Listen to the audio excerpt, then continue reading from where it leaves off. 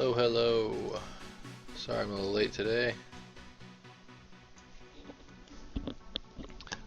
Also, if anybody can let me know if the music's too loud.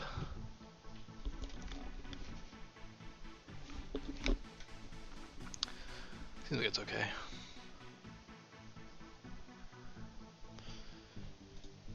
Boop.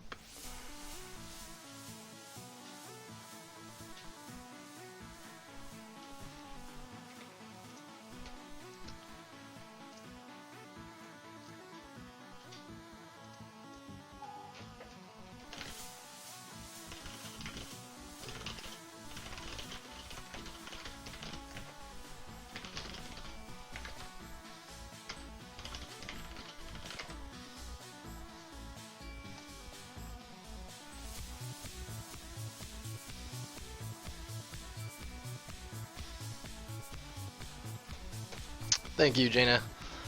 Okay, so this is a character from our game Disc Jam. Oop, looks like my touch is on. Let me turn touch off so I don't hit the pan on accident. So yeah, I'm just gonna be working up this costume. We want to do a new skin, and this is one of them.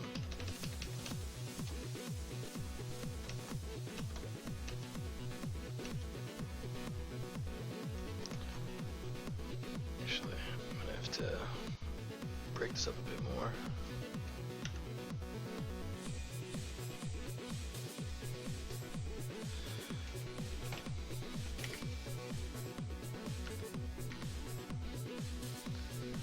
Looks like I made some changes. I'm not sure what those changes are just yet.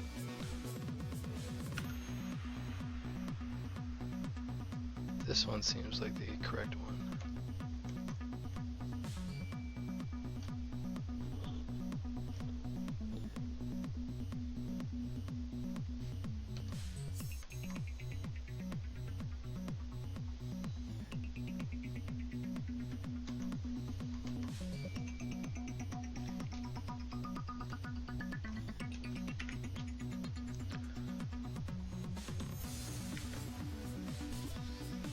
I haven't opened this file in a while, so I'm just trying to check what changes I might have made.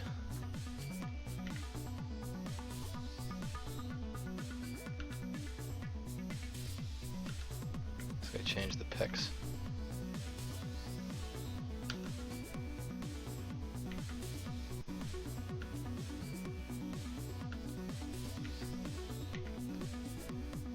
I'm not sure which I prefer, to be honest.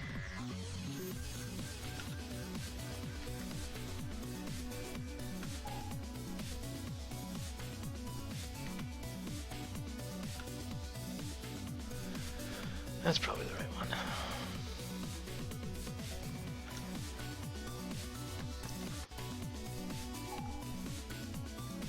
Here's the low poly. Did some retopology around the arms. Should add a better deformation when I finally get this animated into the engine. Yeah, also connected the head. Did the eyes and ears as well. Oh, and did the forehead as well. I'm actually a little bit farther along with this model than I thought I was. So here is the high poly projected. Here's my low poly with updated geo. That's 3.9, that's 3.9. So yeah, this looks like it's the working one. All the detail and the new topology, and these are just the old subtools. Usually like to split all this stuff off. You know, this is a 12 million poly projection right here, so it's a little bit wasteful, I think. Throw that to the bottom.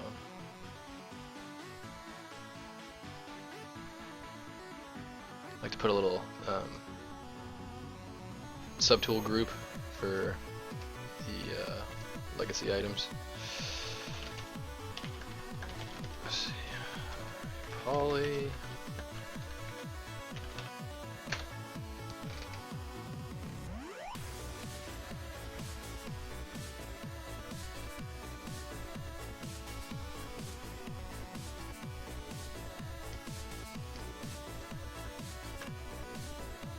there we have it.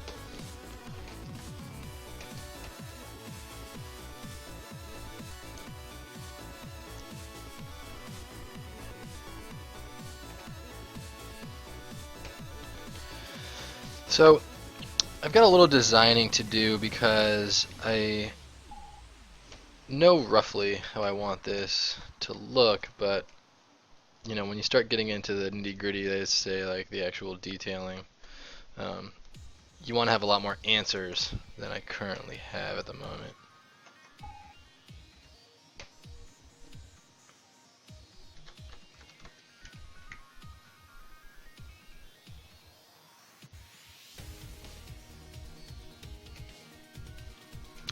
Here's the legacy. It's the super old one. That's the original. That's the skin as it exists right now in the engine. Has teeth, full mouth bag and everything, but I decided to sculpt a new, more stylized head. That one was a little bit more realistic looking. Wanted to get a little more exaggerated with it.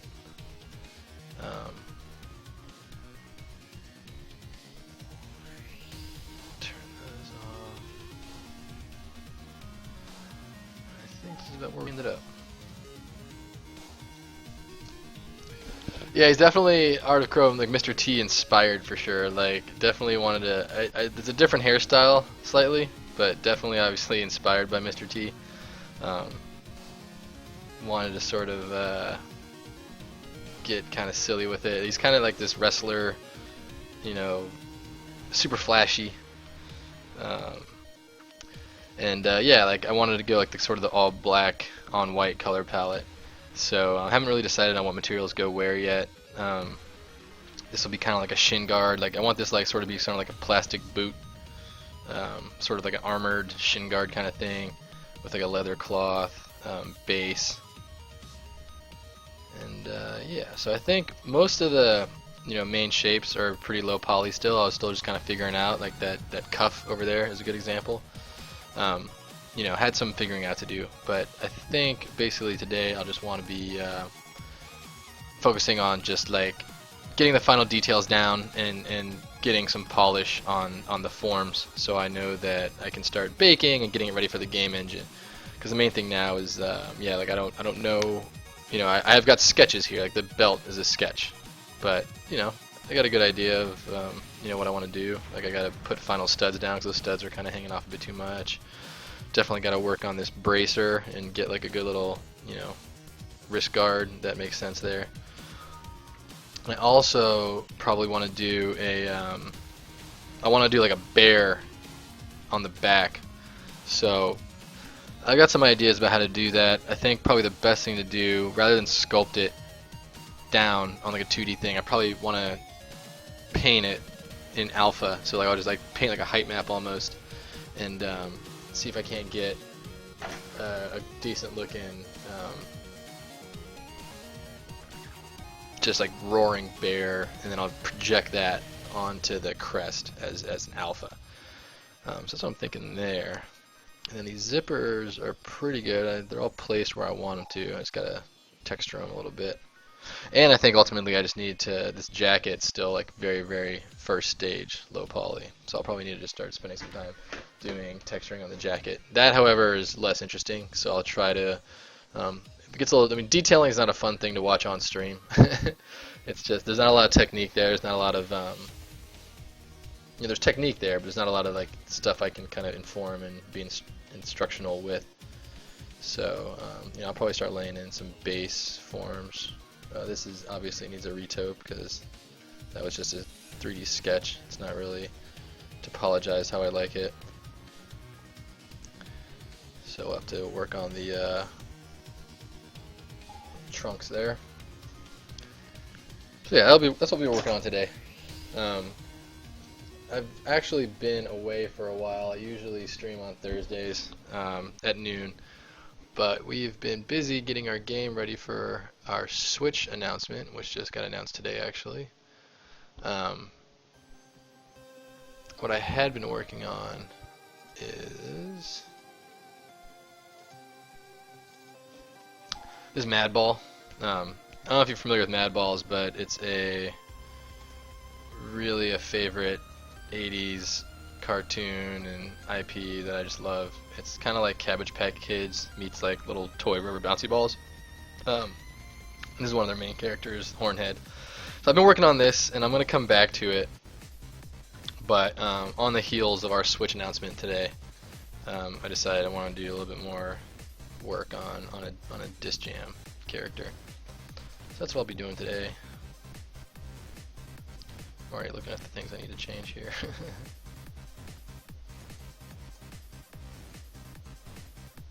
I think getting this guy down to low poly will be a good first step. So once he's low poly, I can start making broader changes with less fall off. When you work at too high a poly, you start having too much fall off, and you start getting bad tapers, because when you start moving and shifting things around, you don't get the round forms as much as you would like.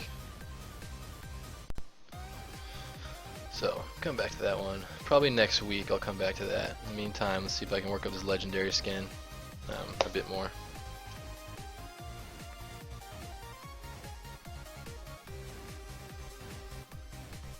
First, let's grab a better material for this guy. Probably want to split this up as well.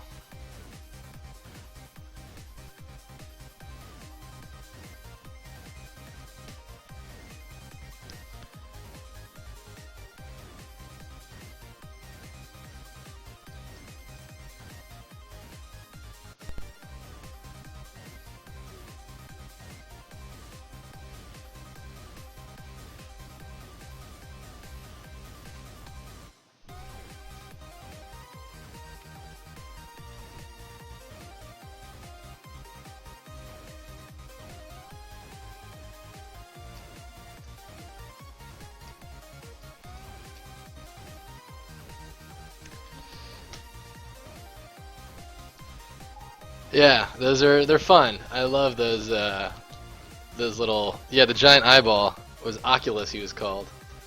Yeah, I'm excited to get back to it. I want to get a little bit more of a rhythm because or Slobulus is probably the one I'm going to do next. I'm going to do a few of them because I think they're really cool designs, and I love doing fan arts of good designs. Fist face is another really crazy one. Eyeball with a fist wrapped around. I mean, like, I love who comes up with this stuff. Like, that's a great. I mean, eyeball with a smiley face. You know, relatively mundane, but you got like, you know, just really cool designs on all these things. So I'm gonna come back to this because I want to do a few fan arts and then line them up, and do like a really high poly render, and add that to the old portfolio there. Where's the one I was doing? There's Hornhead. Yes, actually, Hornhead's looking pretty good. Got a bit to go on it though. I want to get really in there and do some warts and put more detail in the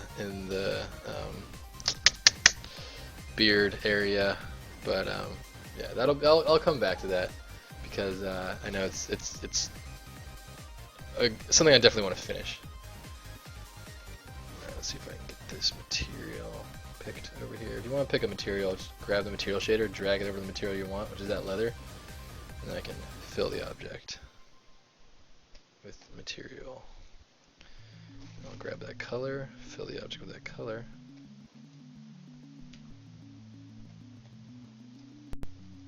There you go. And then for the bracer, I'm probably going to want to mimic the hard plastic I got down here.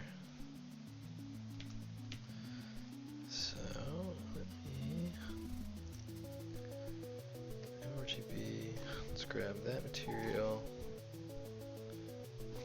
Object.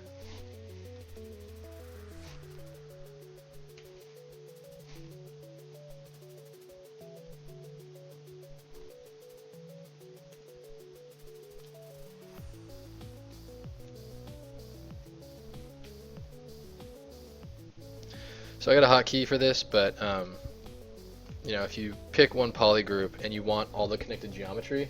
Hey Kyle, what's up? Thank you. Yeah, I've been away for a couple weeks getting ready for our Switch launch, so I've not been able to stream, but happy to be back. But you Control Shift A, and that'll grab all the connected geometry. So that'll let me split hidden, and that'll pop those wrist guard pieces off, and now I can just focus on this and getting these materials where I want them to be.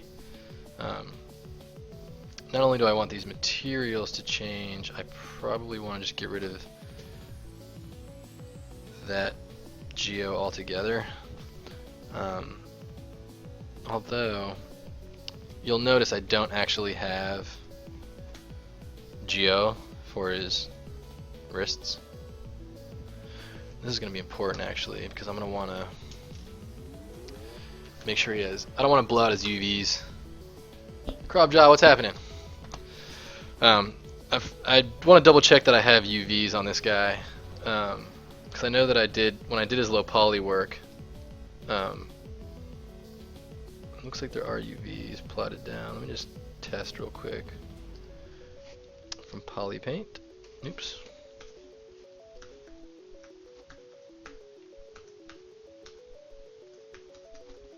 Maya took over my screen.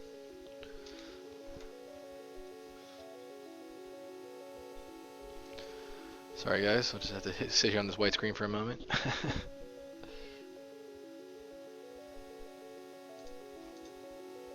Oh, it's actually ZBrush not responding. I think I assigned that. There we go, it's back. Whew. Okay, yeah, what I was doing was projecting that texture, and as you can see, that texture is incorrect. That means I do not have UVs on this geometry yet, which is good and bad. It's bad because I did all low poly work and I forgot to do the UVs, which means I still have to do that. But it's good because it means that I can make changes to this without losing too much work. So what I'd like to do is just give this guy a full body anyway. When I did the original skin, I didn't do the full body because, you know, you don't want to be wasteful, we don't want to waste polygons and texture. Oh, Kevin, what's up, man? Yeah, dude, long time. Definitely overdue for a soda pop. I don't know, I don't want to get too, I don't know, this is a stream for all age groups. But yes, good to hear from you, man. Saw the Switch announced today. Appreciate you sharing that. Yeah, we're really excited. Yeah, let me know if you're in LA, dude. We'd love to catch up. Been a while. Been too long.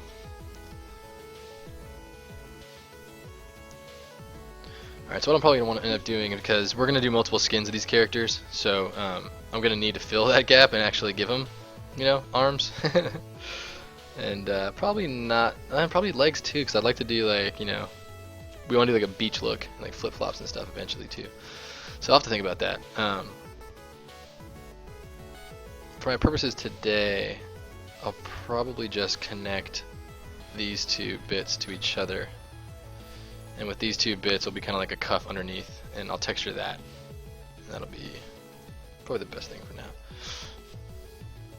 So first thing I'm going to do here is switch back to my default matte on white. Let's turn off all the shading.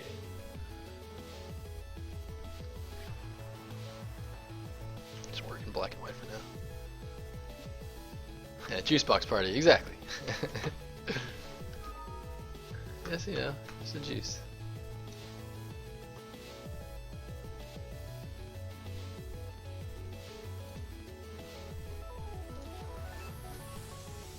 I think the first thing I'm going to do is grab the ring, the edge ring that has it's poly group by poly loop. I just want to find the first poly loop that I can that doesn't terminate. I think this next one might be it. Where's the next one? Alright, that's good. That one starts to get a little hairy, so this is probably the one I want.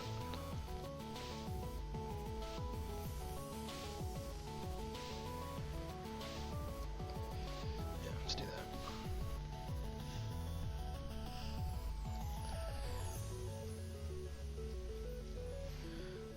Delete hidden.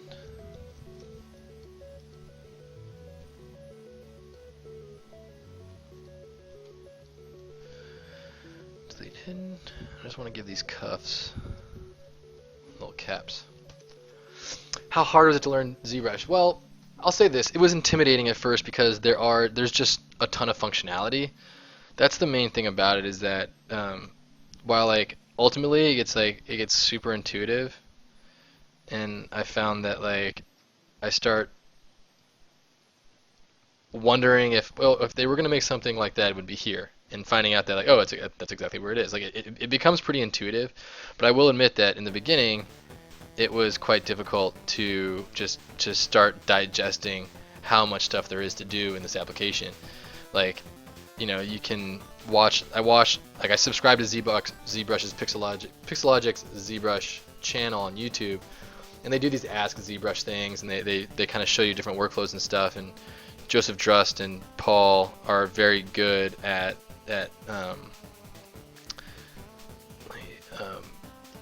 cap this. They're really good at like just showing you sort of things that you might not, that might be non-obvious, right? And so it's really intimidating at first because there's just so much you can do. But after a while, now it's like you're never gonna get it all. I still to this day like not even close to having like everything under my belt.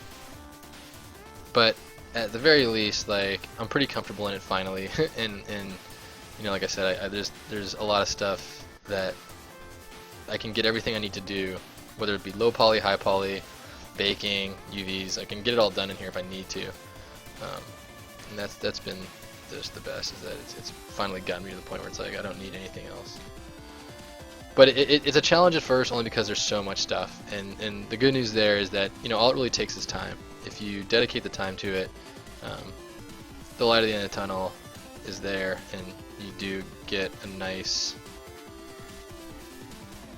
It's a little too out there. You get a nice like workflow going where it's like I'll be in Maya, and I've used Maya a lot longer than I use ZBrush, but there's so many things I prefer to use ZBrush for that I'll still, if I'm editing a certain type of geo, I'll still just hop over to ZBrush and get it done there because it's just quicker and faster, and I can send them back and forth really quickly with GoZ. So it's just a one-click process to get in and out of Maya. Surprisingly, I'm doing more and more UVing. Like I never thought I would do more UVs in ZBrush than Maya, but lately I am, because if you just do a little bit of planning and do your hard edges correctly, and you set your UV borders ahead of time, ZBrush actually does a better job at automatically unwrapping than Maya does. And you might need to still clean up by hand, but you're gonna have to do that anyway. So I mean, that's just the nature of the beast. Like getting a good baseline to work off of, meaning like getting a good low poly that you can then sculpt off of, getting a good UV base layout that you can then tweak in another app. It's all. I find that ZBrush is my fastest workflow for that. So it takes time, but it's well worth the dive. Yeah, so you're a programmer. I'm an engineer as well. I actually spent my whole career. I took up art as a hobby because I wanted to be able to make my own games outside of work, and so I started getting into art independently of my task at work. But I was a network engineer for my whole career. I mean, I spent 10 years at Activision as a network programmer working on like the online components for games like Call of Duty, Guitar Hero, Tony Hawk. That was my day-to-day job. That was where I spent 10 hours a day on a good day, 12 to 15 hours a day during crunch, just programming. I wish I would have spent a lot more of that time doing artwork, but that's a skill set that I'm glad that I have. I'm glad to have spent my career engineering. It's something that I think in the fertile years of my life, fertile meaning fertile mentally, that is. I'm glad to have been an engineer in those times and have that stuff under my belt now, because engineering is one of those things that you kind of can't unlearn that. And once you understand like programming, you understand that like you can learn new languages pretty quickly. You can learn new syntax, and you can work in different packages pretty quickly as an engineer. Art's a lot about just man hours and putting in the work to get your develop your mind's eye. And you want to develop your mind's eye, meaning you want to be able to fill your creative bank account, to use the phrase that Jake Parker coined. There's just, you got to put in hours, and I'm glad that I'm doing this in my later stages of my career now. But that's what drove, just similar to you. I was an engineer and I got into art because I wanted to make my own stuff, and it took time. Like I always like to show some of my older artworks because I think they're encouraging for me because they were so bad. In fact, I think I have some of these. What do you use for rigging animation? Yeah, so I'll rig in Maya usually, and then animation I combine between Motion Builder and Maya. I actually prefer Motion Builder for animation. That goes to the fact that like it's what we used in Call of Duty, so I used to always ask our animators like, why do you prefer this to Maya, or what's better about this? And like, you know, we had a pretty sophisticated motion capture pipeline, and they still do. And it's just such a good tool for handling humanoid animation. You know, it's a little less flexible compared to Maya when you start getting into things like mechanical and maybe creature animation. You know, of course all that's possible in Motion Builder, but it gets to the point where it's like, you know, in Maya you just probably want to be doing it there where it's a little bit more of an intimidating package. However, it can do everything, whereas Motion Builder is really just targeted to be like, I'm the best humanoid animation package in the world, and it is. I've evaluated pretty much all of them out there, and Motion Builder just has so many little workflow things that Maya's been adding over time, but you know, they're still at the end of the day different software packages and different tools. So yeah, rigging animation, rigging Maya, because Maya's skin paint stuff is fantastic, and there's also a lot of amazing free tools out there for good skin weight painting. Why does it keep creating that?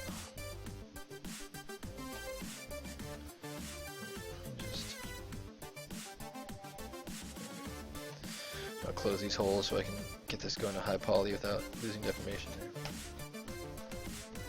Yeah, exactly. And retargeting, Jaina, is exactly like probably my favorite thing about Motion Builder, because we only have one artist on this project. I mean, we're a two-man team in DisJam, and you know, being able to make a character, animate 150 animations for the character, and then need to do a second character, you know, one button click, retarget every animation that we have, is an amazing baseline. So we can keep our timings, keep our frame counts, keep all that stuff, so that the aspects of the gameplay are consistent throughout the characters. Then we can start being a little bit creative and tweaking how the characters animate in a way that makes them unique and have their own personality, but still respects the laws of the game.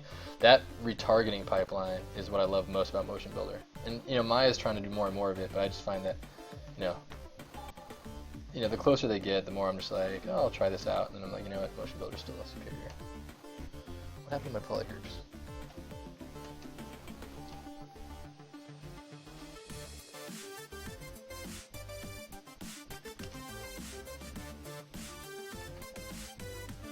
The model isn't perfectly humanoid, well, Motion Builder B is good. Yeah, so I touched on that a second ago, but like, you know,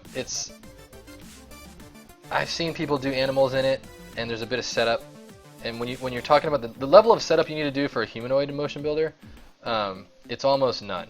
You know, like to the point where it's like, I'll do a brand new character, and I've got some rigging scripts now that I use, that I've written, that just, it's one click, and I got my humanoid, and I'm ready to rock. That's a great thing about that. It's just that it's just so much. I want to make some. It's non-destructive, I guess is the word I'm looking for. You want to make some changes? Fine, make them. Jump it back in. Your rig just gets slapped right back on it, and like away you go. You know, the amount of setup you need for non-humanoid characters, non-bipeds. It's definitely something that's doable, and a lot of people do it. It's just, I find that it's more time-consuming than it's worth. At that point, you might as well just be in Maya. Let me grab these faces here. I'm just gonna pull them down. If you use the QMesh, sorry, was it the QMesh? ZModeler QMesh, right? And hold Shift, it becomes a move. So I just want to pull that in so this cuff gets a little bit more pronounced. Might have gone a little bit overboard with it, but I don't care.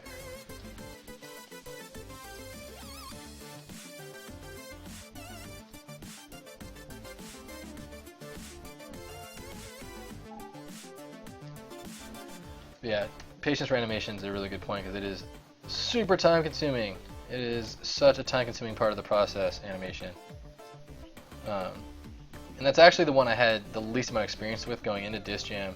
And then after doing a few characters, you know, like anybody who's played Disc Jam will tell you, our first character's animations are pretty gross. But by the time I got to our fourth character, which is this like ninja character, I got a lot better at it, and like they started getting a little bit more expressive, and the animations got a little bit more involved and just a little more creative, and I was able to sort of have an idea and execute it, which, you know, wasn't the case in the beginning. In the beginning it was like, how do I make a throw that doesn't look like just awful? You know, with time I just started getting better and better at it, and I've still got a long way to go. Like, I don't consider myself a great animator, but I'm starting to get to the point where it's like I will do a complete homebrew animation with no motion capture as a base and do the entire thing, and actually be satisfied with the result, which is pretty new for me. And the thing is, I've actually like got a better idea of how my workflow is going to be. I saw some techniques that I wasn't doing in the past, and the way people break down frames, not just from like a conceptual standpoint, but the way they break down frames from a technological standpoint, like where they set their keyframes, their tangents, and why and how.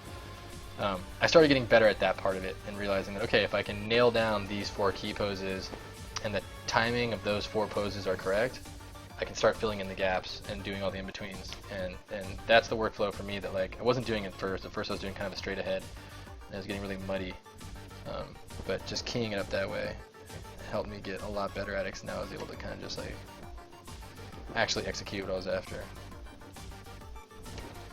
Alright, so the cuff's a lot cleaner now. I think I can put the material on it, which I already have. I want to fix those bracers.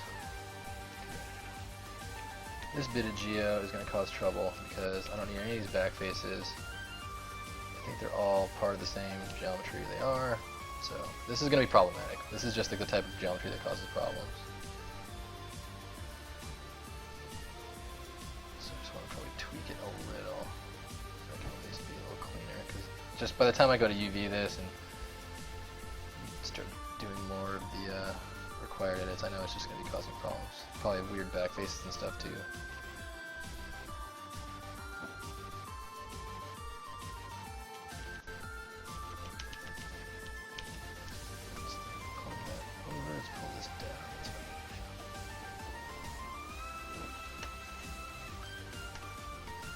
Oh, thanks, Mr. Barbarian. Appreciate that.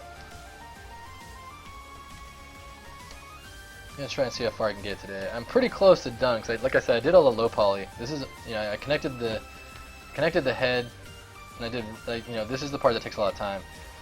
All of these facial loops are gonna animate really well.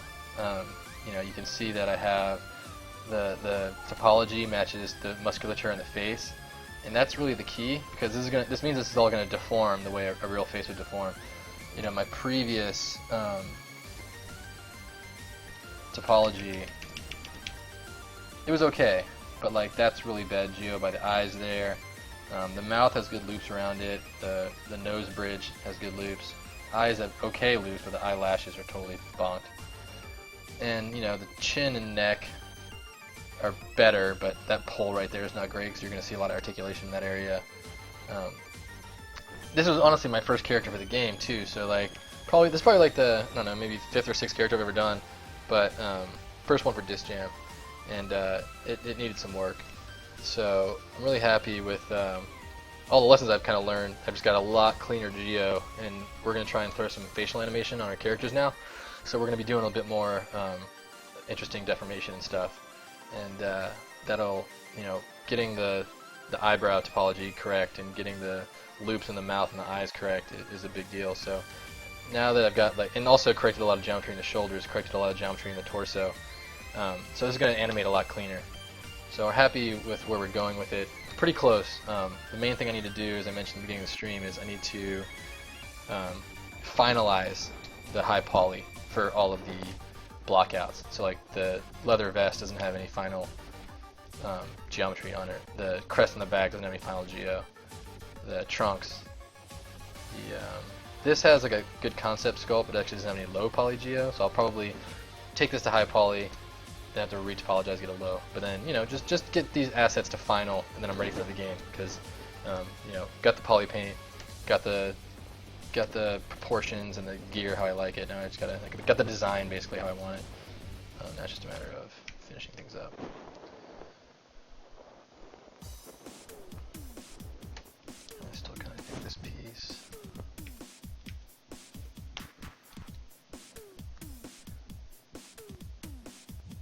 What do you use to paint model? Substance Painter I do use and love. What I basically end up doing is I use ZBrush for my poly paints because I like the painting package in ZBrush a lot better. I think you get good, decent human results in ZBrush. The way you can control your brushes, and of course you can control your brushes in probably just as many ways in Substance Painter. I just find it's a lot more fast and intuitive in ZBrush. I like the brush control that I get. I'm just happier overall with my results in ZBrush, and I'll take that into Substance Painter where I'll do things like add the stuff that's going to be in my game shader. So I'll add the stuff in the game shader like subsurface scattering and do things procedurally on the shader so I can bake my maps and get the final result that I want. So I use Substance Painter for that. It's like basically like my dumping ground for the final, like I'm going into Engine, let's compile all these textures, let's merge the textures into the right channels and create the materials. I do all that in Substance Painter, but in ZBrush for like, how's this going to look? How do I want this to look? I figure all that stuff out in ZBrush because it's just, for me, it's the better way to sort of hone in on what I'm doing. Because a lot of this is discovery for me. I know a lot of people are better than me at getting a good, strong concept first. And that's just not the way I do things. I wish it were. But I usually do a lot of my, how is this going to actually figure itself out? How is this going to look like? I do most of that in ZBrush because I'm just sketching and trying to get an idea. All the stuff I'm doing right now, like these bracers, those boots, the knee pad, that's all stuff that I like, and the belt. I just kind of like didn't know what it was going to look like at first. I didn't have a concept on paper. I didn't have a 2D concept already sketched out. So I had to just, mess around with some shapes and start spinning him around, taking some looks at him from far away and up close, and just find stuff that works and remove stuff that didn't work. And that's kind of a lot of people, it's probably faster to do that on paper. And if I were to advise anybody, I would say do that stuff on paper, and not on paper, but like in a modeling package or in a 2D package like Photoshop or Sketchbook or something.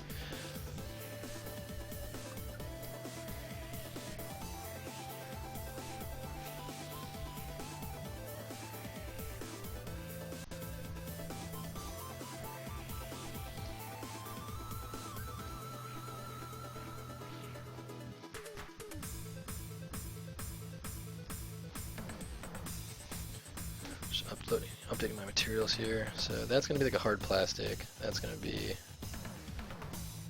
similar to this. What is that materials? Sketch shaded. That'd be toy plastic, I think.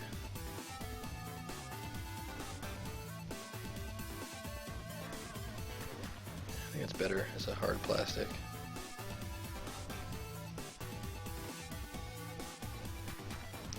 It'll be leather with like a sort of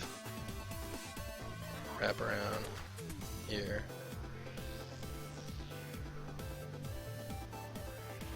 And then hard plastic on the inside.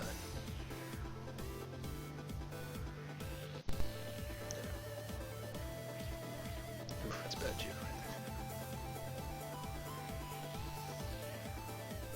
Let's get that more of a round.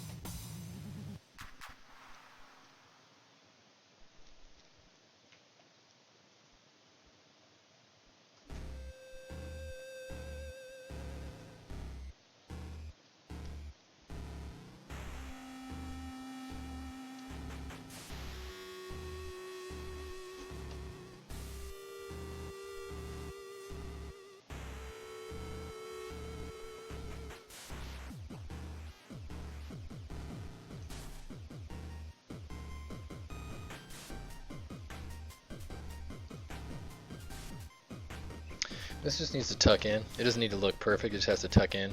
And then when I divide it, it looks nice and clean.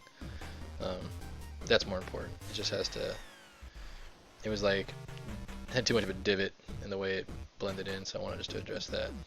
I don't care what's underneath it, it just has to hold form when I subdivide. I can pull this down, have it fit the cuff form a little tighter.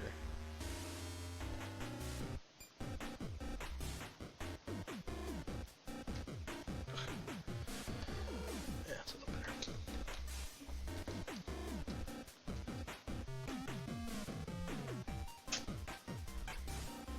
Software for painting. So yeah, just to reiterate, yeah, Substance Painter. I'll do my low poly. I'll do my you know, my first pass in poly paint in ZBrush. I love the brush engine. I love the paint engine. And then I go to Substance Painter to compile my materials. And I'll take the diffuse that I've painted in ZBrush and I'll apply that in Substance Painter and then make some final tweaks. Alright, also needs to set your material IDs. Timothy 3070, what's up? Yeah, Walrus, like, the thing is, you don't have a sculpting tool set. Well, I guess you do. Maya has a sculpting tool set, but, like, nothing, there's not a sculpting tool set in the world that compares to ZBrush. So, like, eventually you'll want to just get into it and just try it out, because it's just nothing compares to when you want to actually get to the high poly and start sculpting. Which, you know, again, you know, a lot of people can just, a lot of games these days just stay with this stylized look and stay low poly, and they don't ever generate high poly, which is, you know, honestly not a bad call. Like, there's a lot of really cool art styles that just stay low poly and apply really good palettes, really good textures, and it looks great. So it's something to think about. You always use to set your material IDs. You know, I tend to do that in Maya. When you export, let me just save real quick so I don't lose what I'm working on. When you export, you can set your material IDs here. You can use materials to set your polygroups, or sorry, export polygroups as mats, and then you can, that basically means your material IDs right there. So you can do it, and there's times when I do that occasionally, depending on where if I'm exporting to like Keyshot or directly into Engine, for example. Sometimes with environment props I'll do that. You know, I'll occasionally use ZBrush for that, but it usually depends on the problem. What's more likely is that I'll take it into Maya, and I'll use Maya as a place to sort of compile and organize and rename all of the pieces of the mesh, and then from there I'll sort of assign really blown out material IDs that are like bright red, bright green, bright whatever, just to like visually separate all the things I know are going to need to be different materials in texture package. So it kind of depends on the problem. Sometimes I'll just work on one little prop. It'll be like a cylinder tube with, like, you know, some trim on it, and then I'll just slap some polygroups on it, one-click export to Substance Painter, use Substance Painter to slap some materials on it, and then like shoot it out into the game engine. So yeah, it kind of just depends. You know what? I'm gonna be right back. I'm gonna grab a water and then turn on my AC. It's getting a little warm in here. Right back, guys.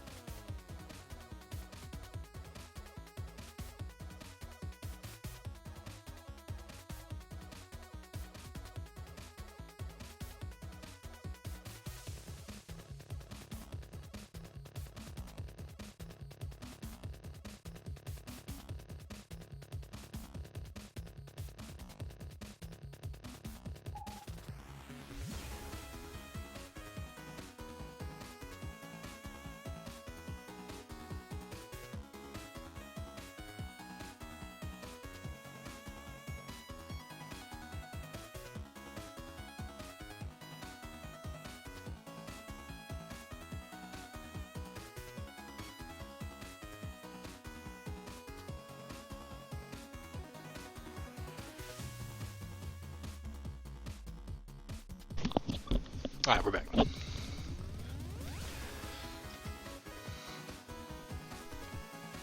Yeah, I wish. Honestly, I wonder how often the guys at Pixelogic get that question about, you know, animation and different, and specific, like, you know, articulation. Because that is something I would also thoroughly enjoy.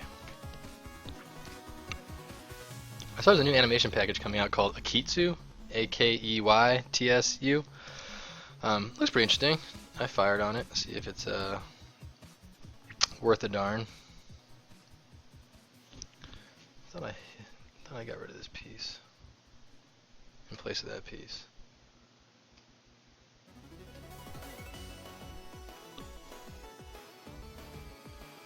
The little stripe's kind of just boring though. I think this is the way to go with this thing. Yeah, let me get rid of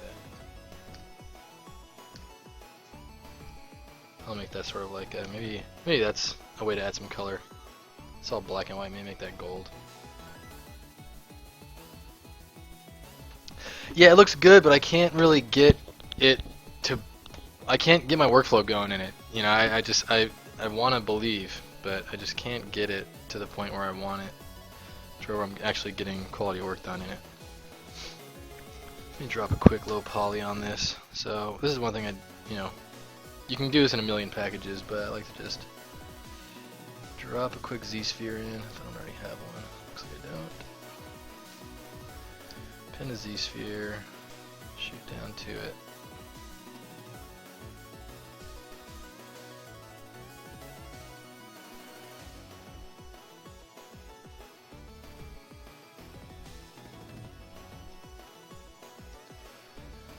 Go to topology, edit topology.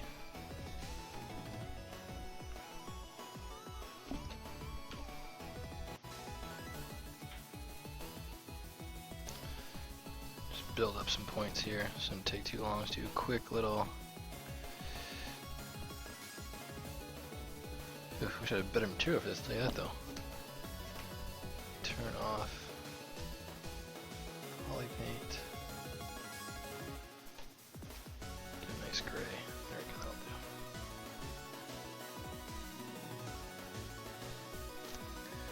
And it'll help the fact that I don't really have a good crease there.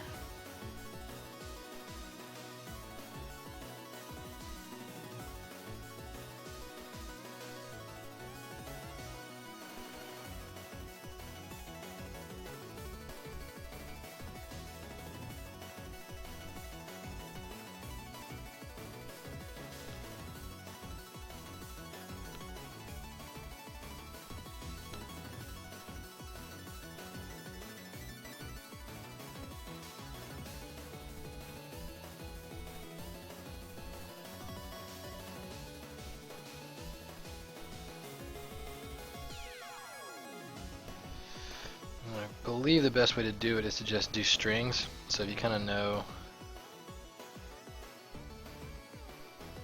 what you're after, you drop one string down, come over about as far as you want to go,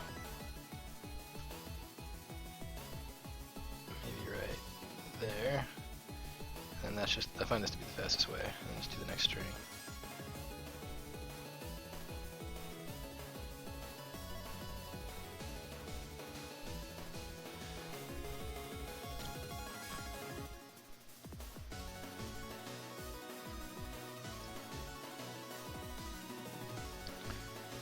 Better material though, because I can't see.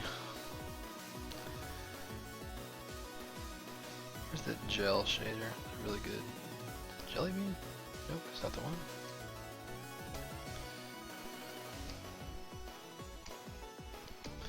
There's a better shader for this. I just don't remember what it is. These are the things like, you know, you kind of, when you're doing this every day, they're second nature. When you have to jump back in and out of it, you forget how you did it.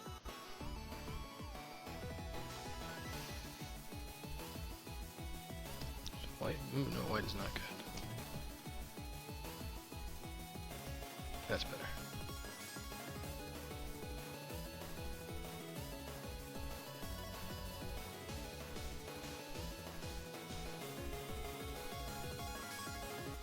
move on these so I can just see them a little bit clearer.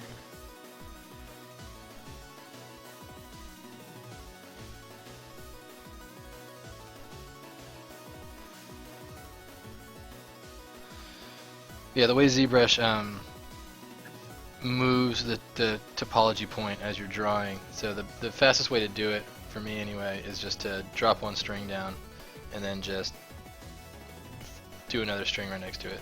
And that seems to be the fastest. Come here with the move brush, straighten them out. Yeah, you know, it's a perfect little strip, and I can get some low poly geo faster than I can get with retopology or procedural method. So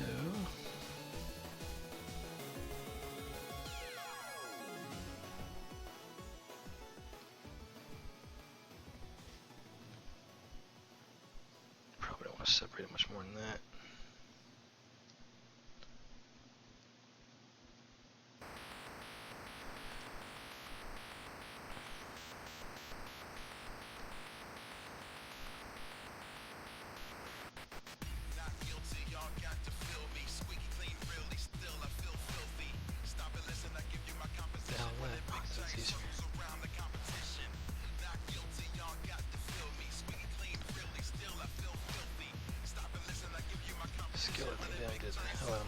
Oh no. Oh, what have I done? I just blew it.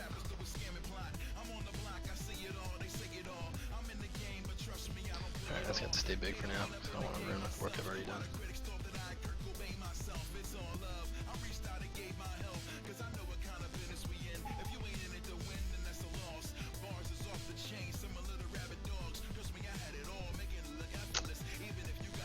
Really blew it there.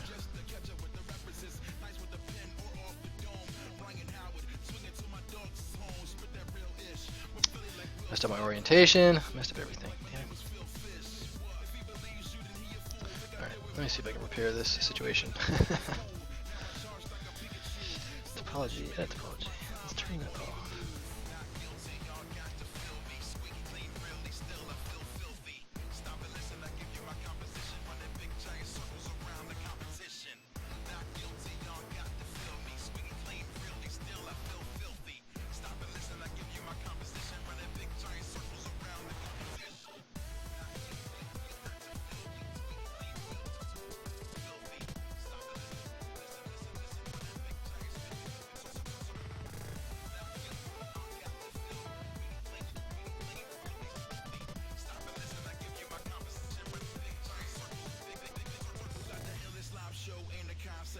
Thought the label was folded when rhyme stepped down. My rap style's complicated as theories from Pascal. I gain ground like Marshawn on last down. Your ambiguity's the reason you can't get with me. I linguistically alter all imagery. This is far from the standard. I'm awkward with stanzas. You might try to charge me with slander. Answer, I'm always correct. I'm running things a new man like I got 100 rings. Imposter? Nope, I ain't him. Avoid the state pen. Control the machines. Hank Pym. Ultron, I'm so bomb. None can hold mine. Dragging beats over the goal line. All of my material the truth. But trying to follow random is a trivial pursuit. Start fires when I get up in the booth. And the fact that I'm living is the proof. And more important, staying true to the form right here is just laying down low poly that fits what my idea is, and then you know I can get a little bit more creative after that.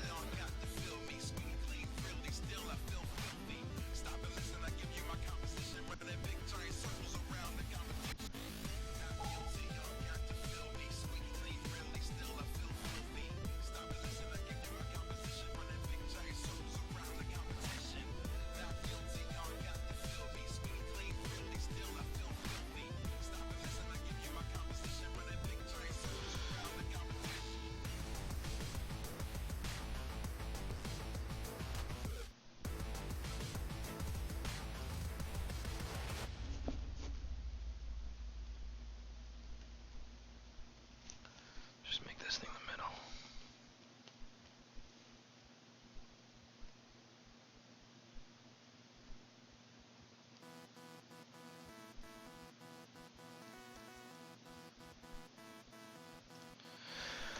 There we go.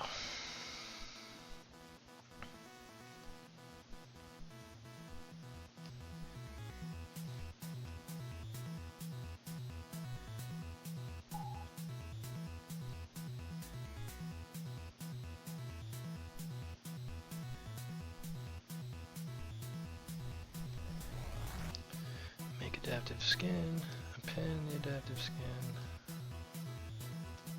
hide that, hide this thing. Should have a nice little thing there. Alright, now we're talking.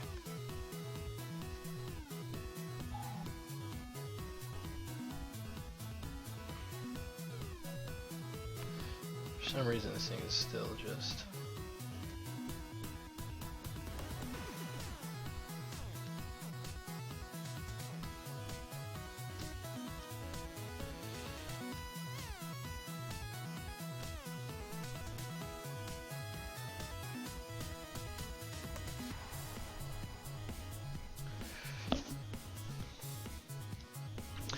After modeling in my 1 month into using ZBrush or hard surface, I still forget to remove a mask and wonder why I cannot modify a mesh. Yeah, I you know, the thing about ZBrush is there's a lot of things that are super intuitive about it, and it comes at a cost because like you'll often hide things, and I can't tell you how many times I spent time looking for something that was just like, oh, this is the setting that's very clear right in front of my face right here. Those are the vest pieces. Here are the parts of the shin. I leave it down here with the other shin pieces. Organization here. Those can stay turned off. Let's turn these on.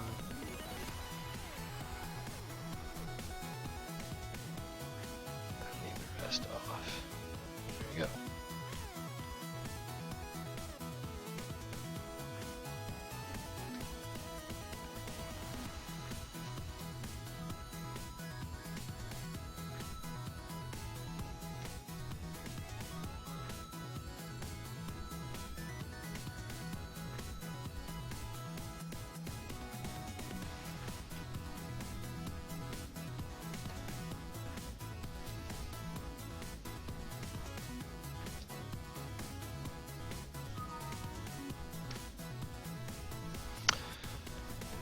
Oh, you know what? I was meant to be doing this in symmetry, but I didn't do it in symmetry.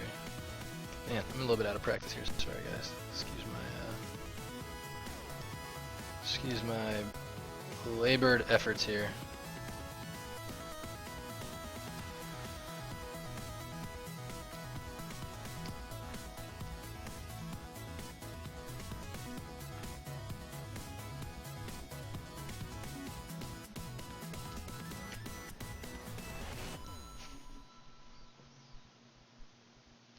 The origin?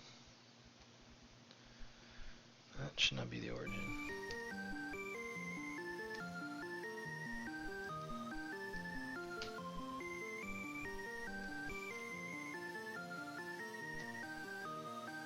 I like to keep a dummy mesh in the first slot because that's what I like to name.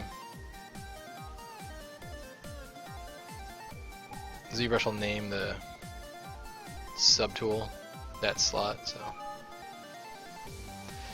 Paydrag, what's up, Pred? How you doing? Appreciate you sending me that dump, by the way. That was super helpful. Pred is a fellow game artist as well. Has worked on a really cool game actually. One of the most celebrated titles in the Unreal Engine. One of the early ones. It's if you ever heard of Herensis is one of the like original, like going back to like Unreal Engine 2 days. His company worked with Pred on what's the name of that game again? I don't remember this.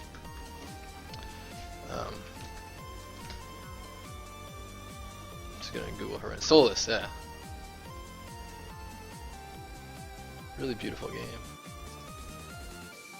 It's VR too, as well, right? Yeah.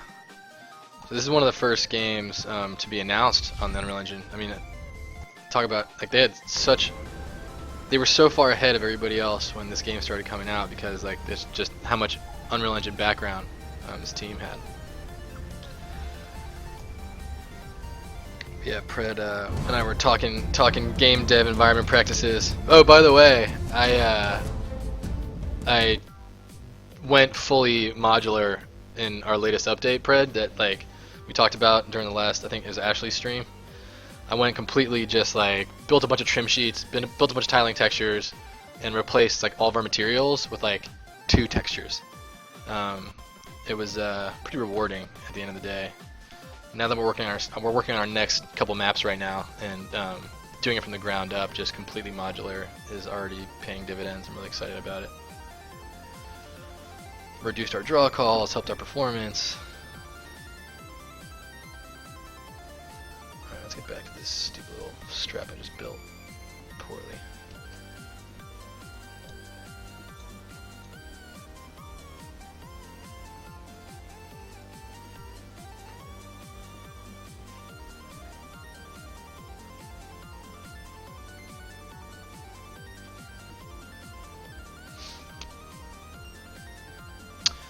Alright, I'm gonna try something kind of tricky here. Let me save before I blow this whole thing up. I'm gonna send that over to Maya. I've been messing a lot with different types of symmetry in Maya, and it's been really helpful. Let's see if I can. This is not symmetric on the world axis, nor does it have the local axis. So I'm gonna give it an object pivot right in the middle there, and then I'm gonna try and line up those verts and then symmetrize by the object. So I'm gonna try that out right now. This won't be in ZBrush, but bear with me for a moment before I head back in there. Hey, those normals are flipped to appears. Let's do that. Start there. Yeah, as you can see, this is like off-centered by a good amount. So is the whole entire character, by the way. That is also incorrect, because this character is definitely not, you know, shoot, was that a meter in the 10th? About 110 centimeters from the world axis. That's incorrect as well, but that's a problem for future me, and screw that guy. So I'm just going to align this as such. Let's go to the top view here. This is pretty decent alignment.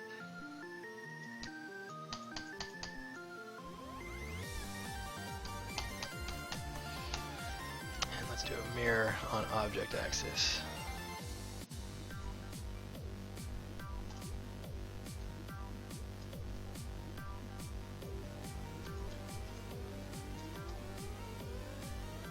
Not bad.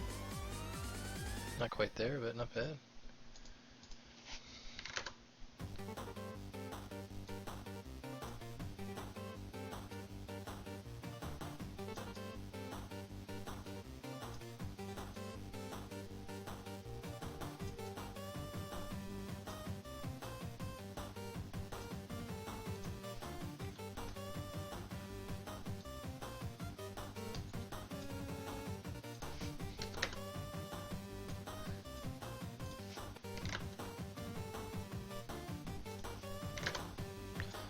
There you go. Now it's nice and symmetrical. All those things are welded together. Then press Go Z and shoot that back over.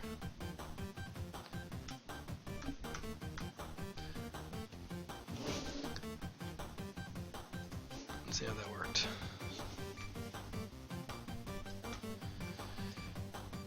That worked! Surprisingly better than I expected. Get rid of that extract. I got this jammer here. Yeah, it's not quite where I need it to be, but that's easy enough to fix.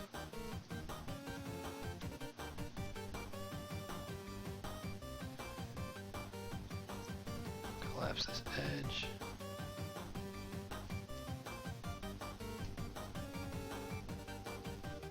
If I wanted to do that a little bit better, what I would do is I would bring this entire leg in, or at least I would grab this part that I need it to fit to. I would bring that into my, I would set my pivot based on that geometry, and then when I do the mirror operation across the pivot, it'll be a little bit cleaner. But for now, you know, it's best. Neither of these are in symmetry mode, so it'll be best to just pull this out on my own. It's low enough poly now that I can just fit it and be happy with the result.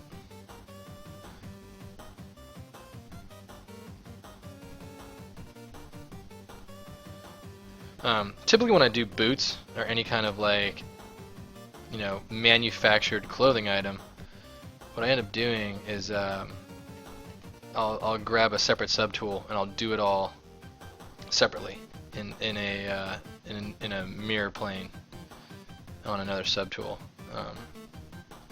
That's usually a little bit more effective, only because it's when you have, not that boots are symmetrical, in fact you'll find that they're intentionally not symmetrical, footwear that is, because your feet aren't symmetrical. But when you're doing the early stages like fitting and designing the way I am now, oftentimes it helps just to start from a symmetrical base and get all of this when I'm still designing. What's this cuff gonna look like? What's this? What are the plastic designs that fit on the boot gonna look like? When you're doing all that stuff, it's usually beneficial to just work with a mirror plane. Because that gives it that manufactured look. When you have perfect symmetry, it looks very inorganic. And when you're working with a piece like this, it came out of a factory somewhere.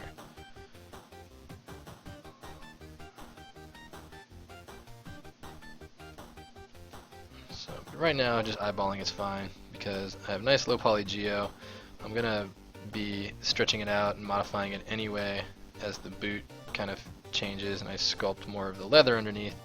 Yeah, just having a nice boot that I can now extract is all I really need it for. I'll probably uncrease everything. I don't need these creases here.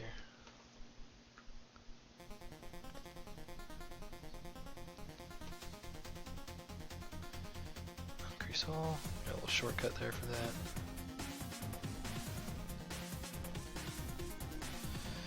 When and why to use symmetry is always something that especially with environments. Characters, less so, but with environments, like, because you kind of always want that manufactured look, environments is really important to have symmetry.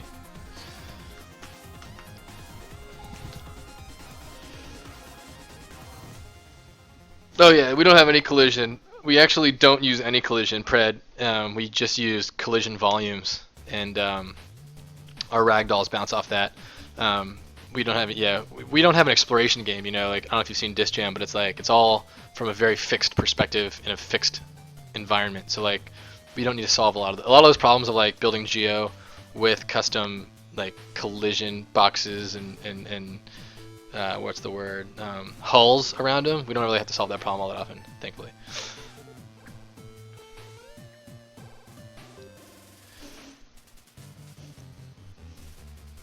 Yeah, I worked on a couple of VR games before we started making Disc Jam. We were clients or contractors. I worked a little bit in VR. It's an amazing medium. Like, it's such a fun medium to like see your work bear fruit in, for sure. But yeah, it's a hassle. Like, it's not it's a hassle, that's for sure.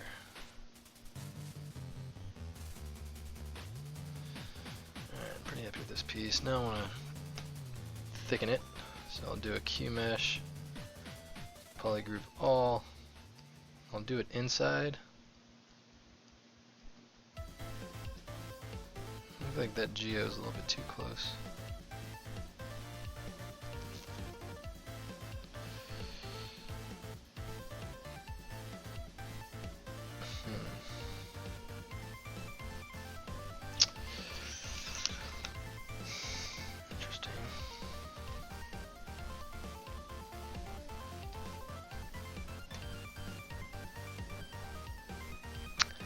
I think I'm gonna probably want a couple more edge loops there. Let me send it back into Maya quickly. High-speed flying game, that's awesome.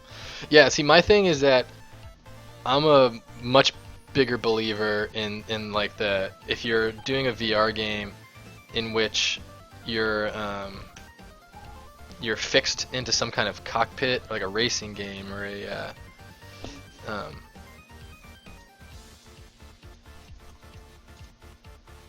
sorry, 1 second here. I'm just gonna align that to that edge.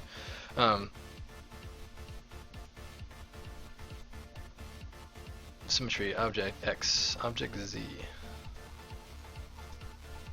whatever. Let's do it for both. drop a little cut tool right here. But yeah, like I'm a big believer in. What do I want to do here? No, I forget. I think I just wanted that to be there, and this edge to go away.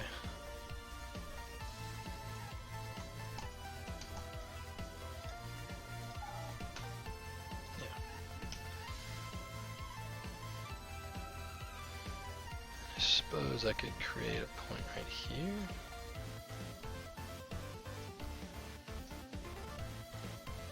Just want to make these quads. It'll help me shape that a little bit better.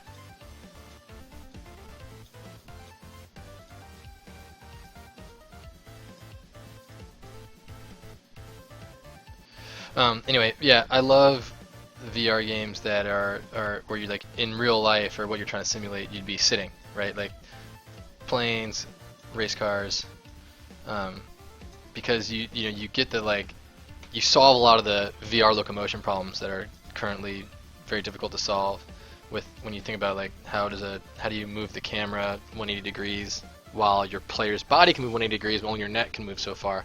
A lot of those locomotion and issues are really difficult to solve. When you have a fixed cockpit, all those problems go away, and it just, looking to your rear view mirrors or looking to some of your equipment in your dashboard, I think that's like, for me, the most rewarding thing in VR. I love those types of games.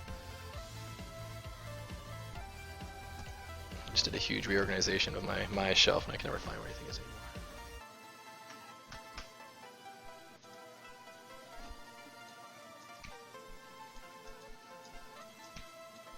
There we go.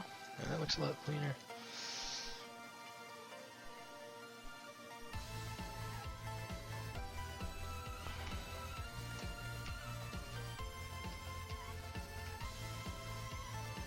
Groups by normals. Increase poly groups. There we go. That's a nice little bracket type dealy. Add one more little span. Looks a bit more pronounced that way.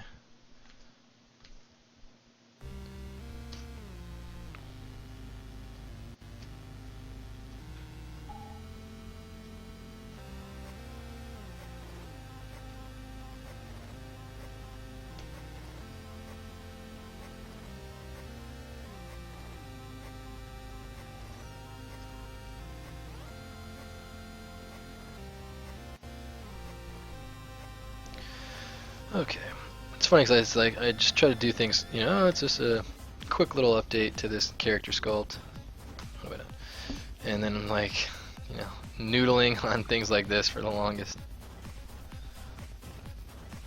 But that's sort of the blessing and curse of 3D art, because this is very relaxing work, low poly work. It's very calming, but it can get kind of time consuming. You can spend a lot of time just noodling stuff like this, and I tend to do that. I tend to sort of just get lost in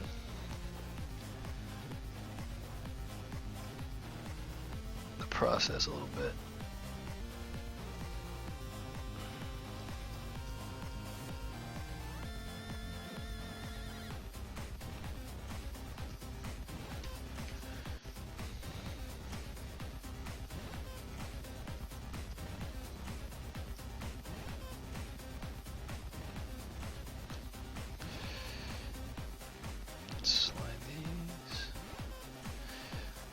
Oh, by the way, Pred, you were the one who put me onto that guy. It was that Russian hard surface modeler, correct?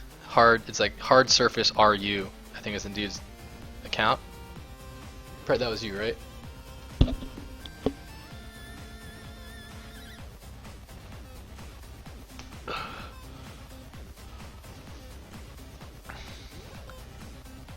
Yeah, I love that dude's channel. Oh my god. And the one thing I kind of got out of that channel is I try to, if something's too time consuming, I tend to abandon it and start finding ways around it. And I start spending a lot of time trying to like, if I change my workflow this way, I won't have to manually tweak every one of these verts by hand and yada yada yada. That dude to his credit, does none of that, and he works so fast. Like, he works incredibly fast, but he's not doing like mind-blowing techniques so much as he's just really precise and does a lot of manual labor. Like, he'll sit there and tweak hard surface edges by hand all day, and at the end of the day, like, he gets this great hard surface result, and it looks exactly how you want it to. It looks amazing. And I'm always so impressed by the fact that, like, he'll just go in there and just get dirty with the verts and just like start sliding edges around. And I've taken a lot of inspiration from that lately, and just trying to, like, you know, like, do things manually. Like, right now, old me would be annoyed that this is not in symmetry, and I would spend, what the hell's going on here? Oh, whoops, this is back face. Is it inside out? Yeah, it is. Old me would spend a lot of time really annoyed that I'm working across symmetry right now, but, you know, it becomes time consuming to, like, set up a new subtool, make it all in symmetry, do all the things like properly across symmetry, then copy it all back, fit and place it right to the geo the way I want it. Where it's like, watching that dude just really inspired me to just, like, you know what, hammer it out until it looks right, stay on the geo until it looks right, and then, like, fix what you can, but for the most part just stay in there. And it's just completely changed my approach, because ultimately it's like, yeah, it doesn't matter if it's not symmetry. If it looks like it's decent enough symmetry, if you can zoom out and not see anything that seems wrong, then you're pretty much all set. Like, that one's a little bit more pinched in than this one. Alright, well, I'll go over here, I'll pinch this one in a little bit. At the same time, I'll probably flay this one out a little bit. Like, just doing all that manually, and just noodling stuff. Like, he works, I mean, it's got to be so sort of mundane in a lot of ways, because his videos are like 20 hours of videos, but he gets such an amazing hard surface result, does it only in ZBrush, and he does so by just, like, massaging individual pixels, just like I'm doing now. And, like, I usually tend to avoid that because, like, you know, it's very imprecise. You're kind of doing things, you know, just by your eyeball, but, like, at the end of the day, that's really all that matters. And if you can identify the spots that are not correct, you can fix them and then just move on. And you know, watching his videos has really changed my approach. Like, it's like seeing a guy who's, like, that skilled and he does so much manual labor in the effort to do it. You know, he's probably my favorite hard surface modeler in ZBrush. I mean, I watch a lot of these guys, and he's probably my favorite one. He gets a lot done, and he does so in such a manual fashion. It's really cool to watch.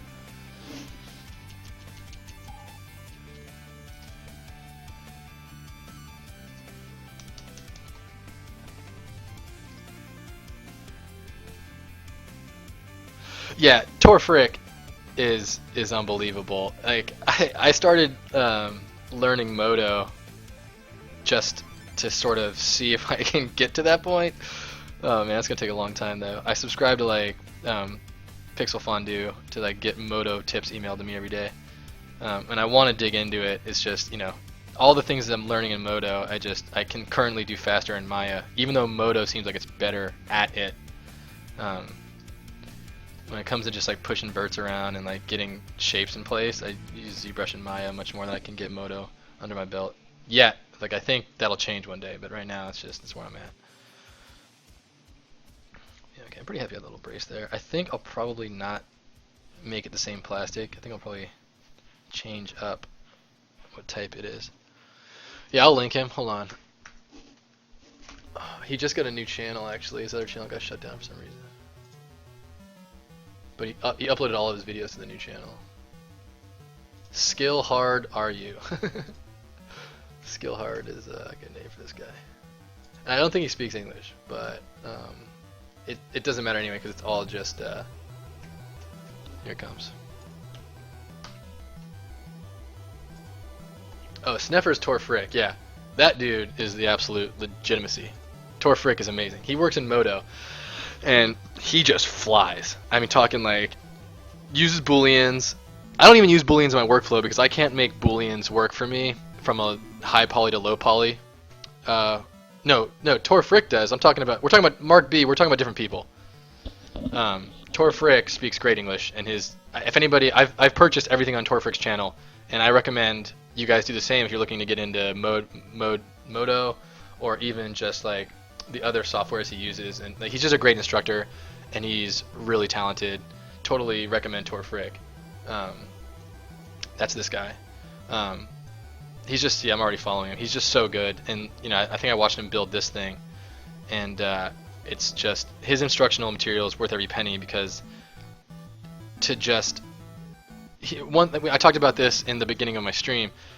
Working impromptu like that without being, here's my concept in top, side, and front view. Here's exactly the shape I'm trying to create in 3D. That's not typically how I work because I'm a one-man art team and we don't have that full pipeline in place. I'll occasionally sketch my ideas down so I can get an idea, but a lot of the time I'm just in 3D doing 3D sketches, which can hurt you a lot of ways. A lot of ways when you do things like that, it can hurt you because you're wasting time finding designs that could maybe do a lot better if you were just ripping out sketches and find the design that way. So determining shape language in 3D versus 2D is a everybody's different in how they get to the endpoint. So this guy Tor Frick here, he's amazing at just like, I got an idea in my head, off I go, and he just like, drops down cylinders, cubes, and planes, and just like starts extruding and curves and blah blah blah blah. Next thing you know, he's got this amazing Boolean shape and high frequency detail, big blocky low frequency detail, and he's just an amazing designer. I love watching him. So his Gumroad is full of really well priced, affordable tutorials. I think this one's on his Gumroad as well. Yeah, highly recommend this guy. This is the guy who made me want to get into Modo because Modo does things that Maya can't do. I just want to get that under my belt one day. Right now I'm still learning, and I can't work with Booleans all that well. I don't have a mind for Boolean authoring that doesn't screw up my bevel. And for me right now, it's really just better to build up shapes and then cut into them with Geo. But maybe that'll change one day. I hope it does. I want to be able to be as flexible as these guys are. So this other guy who I just linked, I don't know his name. The guy Pred in the chat linked me to this guy when we were talking about game dev the other day, and I just love what this guy does because they're all just muted videos. They have music but no dialogue. But this is a 30-minute video at like 2x to 4x speed, I think, and I'll drop it down to like half speed just to see like everything he's doing, or I'll slow it down, and like he just works so fast, and a lot of his steps, like I mentioned before, are just like he's got really interesting ways that he'll cut that circle out of a cylinder. You know what I mean? Like those are things that like aren't just automatic to a lot of people with ZModeler, and I've done a little bit of it, so I've kind of got to the point where I'm pretty good at editing ZModeler Geo that way. But to do this well with hard surface in ZBrush only is really impressive. I haven't seen anybody do ZBrush only hard surface as well as this guy does. And don't kid yourself, like it's time consuming. Like he's doing a mask clip right there, and that's going to push that into like a nice mechanical cylindrical cut, and then he bridges all those things individually. Whereas like I would probably try to do an automatic operation there and take it over to Maya and close it in Maya and clean it up with mouse and keyboard. Whereas like he's got this bevel he's struggling with right there. Like he does so many things just manually. Like see how he placed those? He didn't exactly match those edge loops. He placed that by hand, just eyeballing it. He does a lot of this stuff by eyeballing it, and at the end of the day, he gets to something quite amazing. Where's the final of this taxi? It's part 4. Yeah, and so here he is, gets this whole entire thing done, hard surface in ZBrush, and it's just an amazing piece of work. I love this guy. Pred put me onto this guy, and now I just subscribe. And anytime something comes out, I'll dedicate some time in my day to just like throwing it up in a window, and just leaving it on and just keeping an eye on what he's doing. And I've already picked up some technique from him. It's just raw technique. All he's doing, like, there's no instructional material. He doesn't slow down for anybody. He just works his models up, records the entire thing, then posts it. And again, like it's just there's so many things that I thought, to get good hard surface shapes, you need to do it extremely mechanically with tools like Fusion 360 and Maya and mouse and keyboard. But look how much he's just eyeballing it. He's just grabbing an edge, sliding it out. Oh, this curve doesn't look just right. Grab that edge, move it over here. Bridge these gaps by hand, insert edge loops by hand, and then move the polys around.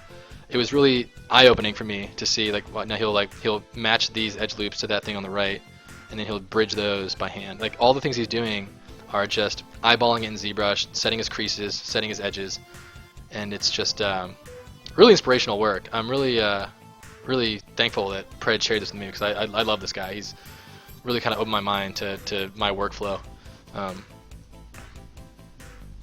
You know, I hate showing that, and then going back to the stupid boot. Like, it's such a, you know, we all gotta start someplace though. Mainly for topology. Flesno, do you have any tips on working, practicing, modeling mainly for topology? So here's what I would recommend in topology if you're getting started in topology.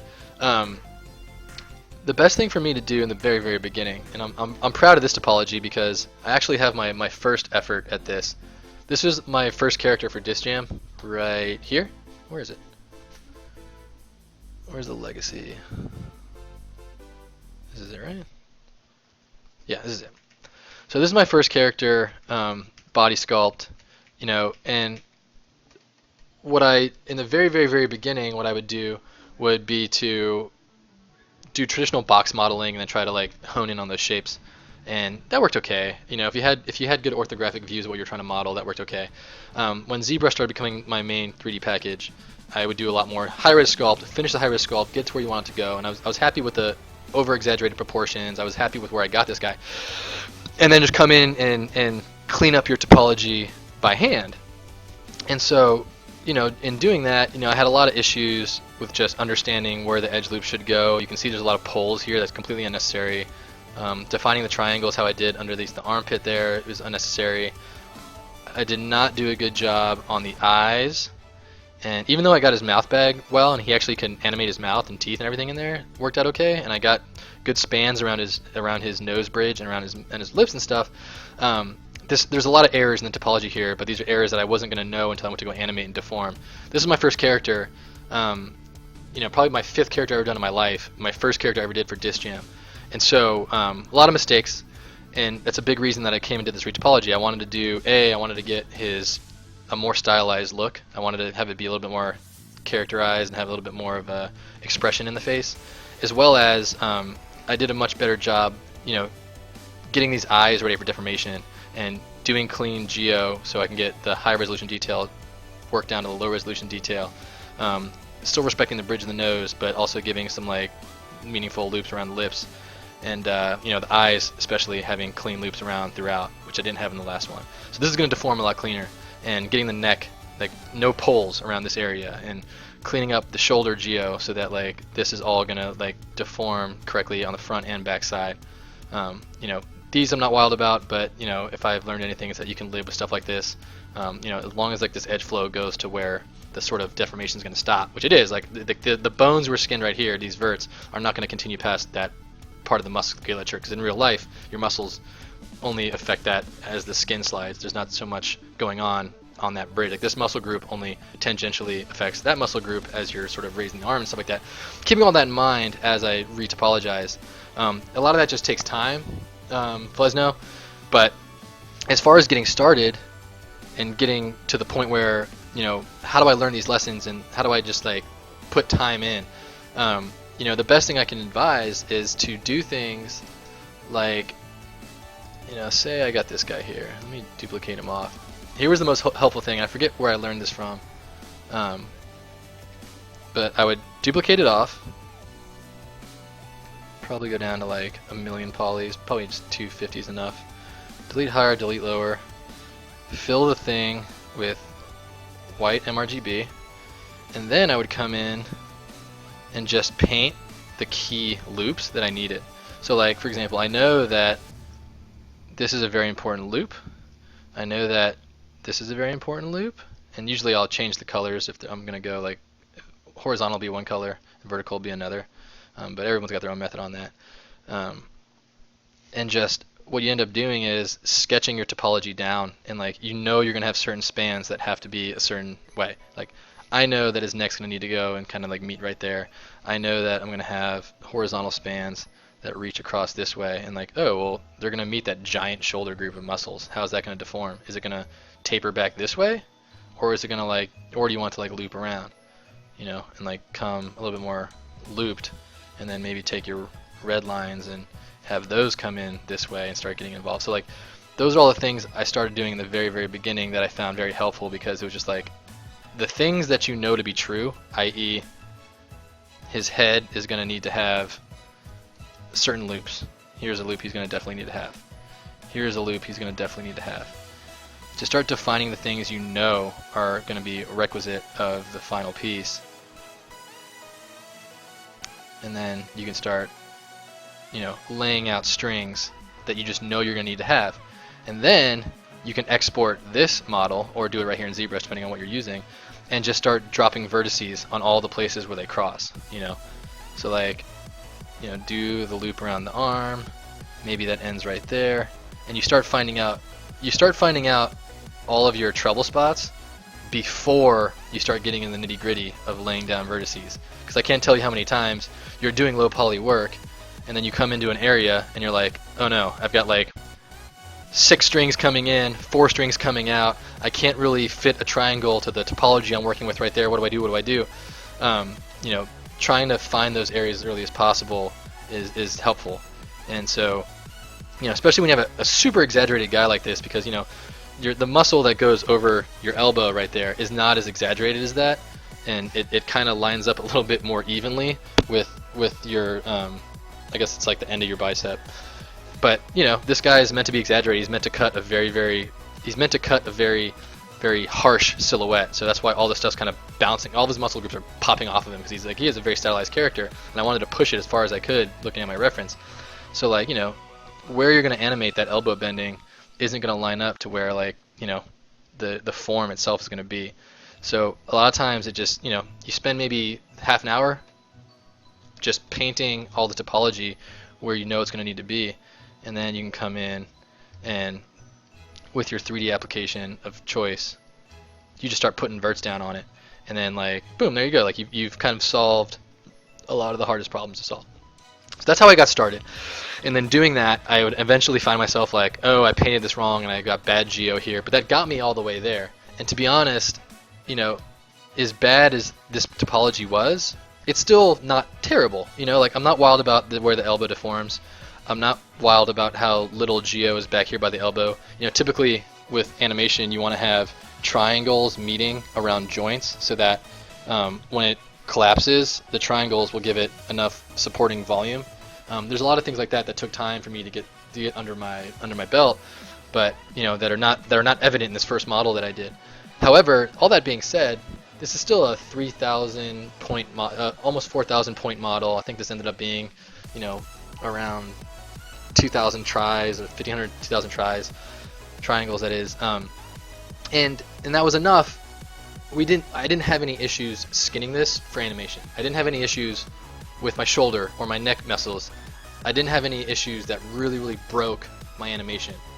So that was a big part of it. Was just like I wanted to make sure that if it looked okay in animation, I didn't really care how bad the topology was. So you have to balance the doing everything 100% right the first time, balance that with how much time am I going to lose if I just get this in animation and start doing deformation tests. And like the thing about animation that's tough is that a lot of times your topology could be perfect, but if your bone is just a little bit in the wrong direction, or even worse, not wrong position but wrong orientation, your deformations might break, and that won't be for any, that has nothing to do with your topology, nothing to do with your bone location. It might just be which angle is your bone pointing at. Oh, you've got to rotate your rotation axis, and all of a sudden like everything's working. Like you need to, the idea I like to stress to people is to fail fast, fail quickly, find the things that are broken early, because that's what's going to help you the most with just how did that break, why did that break, what could I do differently.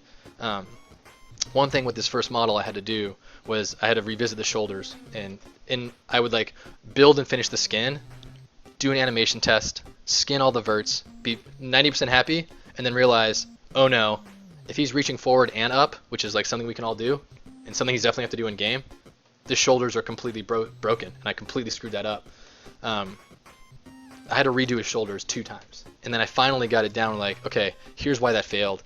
And it turns out I didn't have it anatomically, even for as exaggerated as he was, his placement relative to the rest of his torso wasn't anatomically correct. I finally corrected all those details and got him to a point where, oh, he animates cleanly, he can do anything with his arms I need him to, no matter how bulky he is. Once I got all that figured out, we shipped him, and I was happy with it. But you know, that's also what led me to get to the point where it's like, okay, now this guy is far cleaner. He's going to deform much, much better. I can take all my animations and retarget him in one click, and then he's just like automatically done. I'm even going to be able to take all my skin weights and copy them in one click and have maybe 15 to 20 minutes of cleanup, and then I'll be done. So those are all things to keep in mind. It does take time. It takes errors to find out how to do it right. There's just no. You ask me how to get started, and the way to get started is to just fail, and you know, eventually you'll have enough of a body of work in your own mind that like you'll be all set. So I hope that's helpful. And yeah, so this guy is going to be really, really quick. This is a whole brand new torso.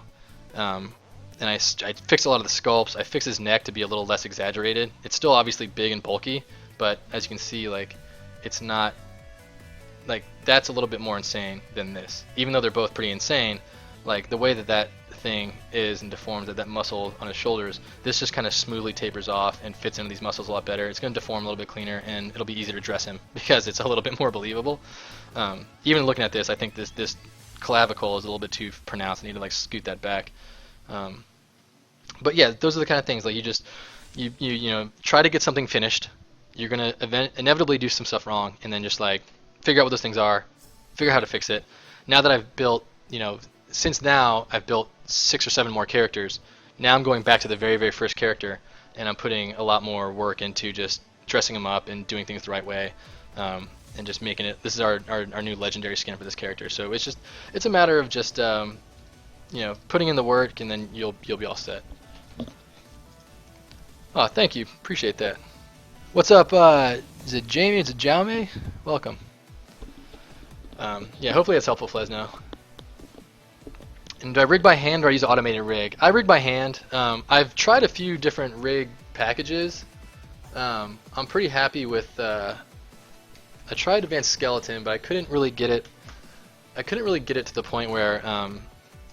This is a really cool piece of software, and I recommend anybody try it because it's free to try, and it's very, very sophisticated and rapid. The main thing that's good about this tool chain is it's so rapid. You can get bones in place and test your rigging, and then you can paint. You can use blend weights to paint out errors. And it's called Advanced Skeleton. This guy does a lot of it. I was never able to use this in production because the way our base poses are, they're not T poses, and I couldn't get my joint orientation to be how I wanted it to be. But as far as like a package with facial animation, blend shapes, everything you would ever need, this is definitely a good one. What I end up using the most for, Mark, is I do my rigging. I build a decent skeleton, and I try to error test the extreme poses. If I find that there's errors, I might retopologize at that point. I might do a little bit of skin painting to work around it. Another tool I recommend is this bad boy. This thing I bought the commercial version of because we use this for every model in our game. This skin paint package, and trust me, if it's out there for skin painting, I've tried it. I've tried them all. That's a part of the workflow I hate. It's so mundane, and I want to get it as fast as possible. This is the best tool chain I found. The main novelty of it is it treats the skin weights the same way as Photoshop treats layers. So what you do is you kind of weight things fully, and then you would come in and paint masks on top of your weights, and it works in a very additive fashion. So it's the most intuitive version of skin painting I've found. It helps me get the best results. I can't say enough about this tool. So I try to get my skin weights as clean as possible, and then what I end up doing is auto rigging in Motion Builder, because Motion Builder is, for me, the best animation package out there from the ones I've tried. So for my rigs, I have like a one-click solution. If my bones and my joint, and I've wrote a lot of scripts this way. I've wrote a lot of Maya scripts to help this workflow a lot. I've basically standardized my skeleton, so all of my skeletons follow the same naming convention, same rules about twist bones and spine bones and how the neck and face work. I've standardized all that in our engine. So now I can run my Motion Builder scripts and I can have a rig in one click. So it is automated, and Motion Builder does a lot of that rigging and control building on its own. But it also it works well because I'm playing by certain rules that I've defined. So that's to answer your question, that's kind of like how how automated I get. I try to automate as much as possible. I actually spend a lot of time during some of our in between patches. I'll spend a lot of time just trying to make myself work faster, and it doesn't end up reaching our consumers. They don't end up seeing how much faster things are going, but eventually, the faster my pipeline gets, the more I can produce for our game, and that's kind of it. I'm always kind of weighing do I try to get better and do I try to spend time being faster, or do I just like brute force, make as much content as possible? And I'm constantly wrestling with that as a one-man artist. Like I can't throw more work to other artists because I'm the only artist in the project. So it gets to be a bit of a stressful dilemma to be in. But again, I try to automate where possible, and when I have to come in and fix the shoulders up or change a mesh drastically, I can use that NG Skin tools to save all my skin weights in one of three ways: by UV, by vertex position, or by vertex roll position, by UV, or by vertex object position. And based on what type of thing I'm changing, I can retrieve those skin weights on one of those three things and retrieve all my layers so that my hand-painted edits are all preserved as well. So those things are invaluable for me, and they took me, I guess at this point it's been years. I mean, I've been working on this game for a couple of years now. I've been doing characters for a couple of years now. It took me years to kind of get to the point where it's like, okay, I'm as fast as I can be right now with the tools that I know how to use. What I'm trying to do now is involve new tools and bring in new pipeline things and get things that I'm not aware of as part of the process, because every time I add a new tool to the pipeline, I can do something that I used to do slower a bit faster. And I think Modo is my next step because I really enjoyed the exploration I was doing there. Anyway, there's my long-winded answer there.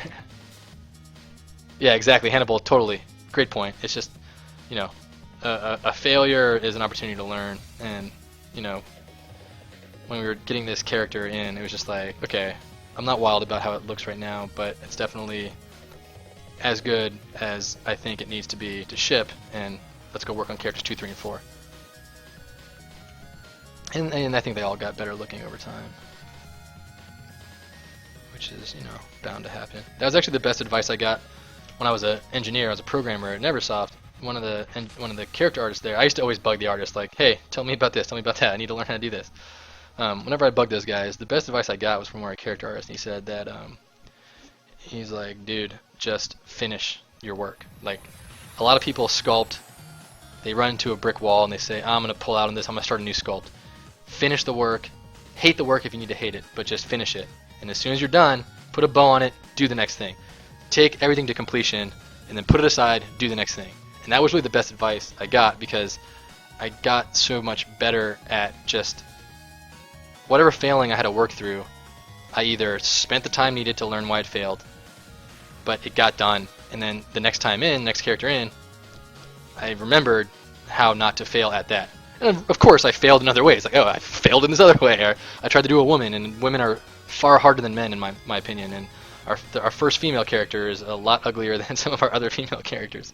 And just stuff like that, like my first attempts to do hair. It's like this guy's hair exists, and we have a shader for that guy's hair. Our first guy does not have any hair because it's just painted on, because it was a pipeline and a shader workflow that I didn't have under my belt, and we certainly did not have time to figure it out when we were shipping the game in the beginning. So let me delete this. I'm not gonna need that anymore.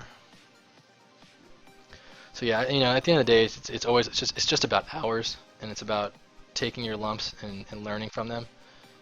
That being said, you can shortcut that by just trying to be as cognizant as possible as you're working on new stuff, and trying to, when something's not working, try to figure out why. That's all really important. Oh yeah, well, like Bazooka, one thing I will say is that nothing's ever finished. That's one of the true paradigms of the game industry, that when I first heard that, I was kind of bummed about it, but it's certainly true, and it's how I feel about it now. It's just, no game's ever shipped finished, not a single one. Not Mario Brothers, nothing. Nothing's ever shipped finished. You just kind of have the time you have, it goes out the door, and you do what you can. That balancing act is often quite tricky as well. But You know, when I say finish, I mean like don't abandon a model because you can't figure out how the nose should be. I mean like finish the nose, hate it, but call it done and get a nose in place there and move on to the next thing. You know, finish your polyplane, finish your textures, and then like take your lumps and move on to the next character. And you know, starting from scratch is really easy and fun. It's like I got a great concept in mind. I sketched a great 2D image of what I want to make. I know exactly what it's going to be, and that's the most fun part. Everybody loves that part. That part kicks ass. Man, it's the parts where it's like, ugh, I don't know what this is going to look like, but I know that I need to fix this, you know, part of the map. I just did a ton of work on our map for this latest patch coming out, and it was all stuff I've been putting off since we shipped the game. And it's again like it's just stop constraining. I'm not supposed to constrain that. Let me move this edge. Again, it's just like I'm finally happy that it's done because our map looks a lot better, and now that we can shoot some better trailer footage, you can kind of see little details that are only on 10% of the screen, but it's better than a completely black pixel or some temp mesh, which is how I had it previously. Just getting stuff done is just such a important part of it because, like, you know, it's time consuming to get the last 10% finished. The last 10% takes so much longer than the first 90. It's true for engineering as well.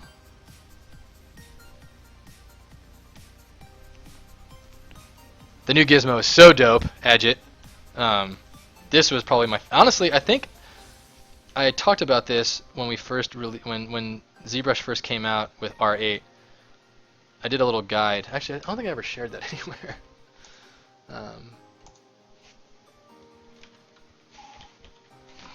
Let me find that, 'cause I did a little guide. As a beta tester, we did guides for... I think I have it here. Shark tooth.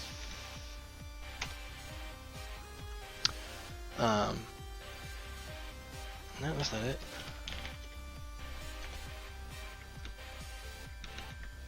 That's it. Could have sworn I did a PDF for this.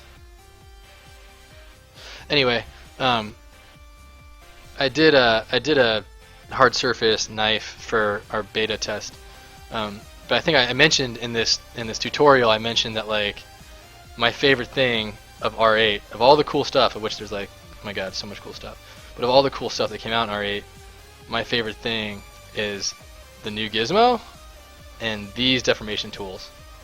Game changers, all of them game changers. Just made everything I was doing so much better. Love the deformation tools and what we can do with them. And I still jumped out the transpose line by like, you know, dropping certain arcs on it and doing like the, you know, there's certain things I do the transpose line with still that I like, but yeah. Biggest issue, meet reasonable time spending for finishing. Totally right, Bazooka. Completely agree. You know, that's the struggle, and it's especially harder. You know, with programming, it's like this thing works or it doesn't work. It's gonna ship and not cause issues. That question's easier to answer. With art, it's like, is this too ugly to ship or not? And that's so subjective. You know what I mean? Like, yeah, like, can I get away with shipping this? And is this too ugly to ship? It's so subjective, and there's a lot of things in Disc Jam I'm very embarrassed by, but at the same time, you know, it's my first game ever as an artist. I've only ever worked as an engineer, so I try to forgive myself and try to be easy on myself, but there's a lot of things in Disc Jam that I'm just like, ugh, so disgusted by.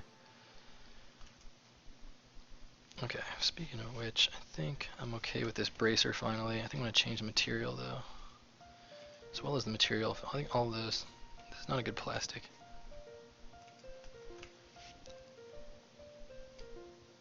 Let's do a toy plastic fill, why not?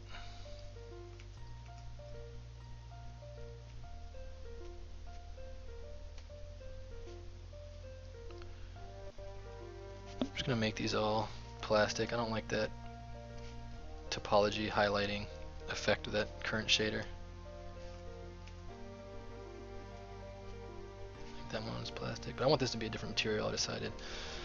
I don't want it to be, at the very least it might need to be a different color. Maybe it'll match the gray color for now. You don't want to add too many materials when you're doing stuff like this. It gets a little bit.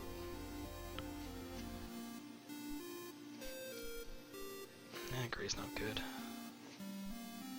I like a light gray. I want there to be contrast, of course, but I don't want there to be. It just feels lazy if it's all just white and black, and I want to do some more material definition. These aren't final materials either, of course. These are, just kind of placeholder materials. But I do want to get a better idea of the color palette because I'm not sure what exactly it's going to be, and I still have some working to do to figure out how these all interlock and become a real thing. That's part of the problem with doing concept is at this stage, which is like I cautioned against earlier. Like I'm still not sure how this is all going to look. So concepting at this stage in the game is dangerous because it's time consuming to do in 3D versus 2D. And if anything, I'll probably like take this out of ZBrush and do a paint over.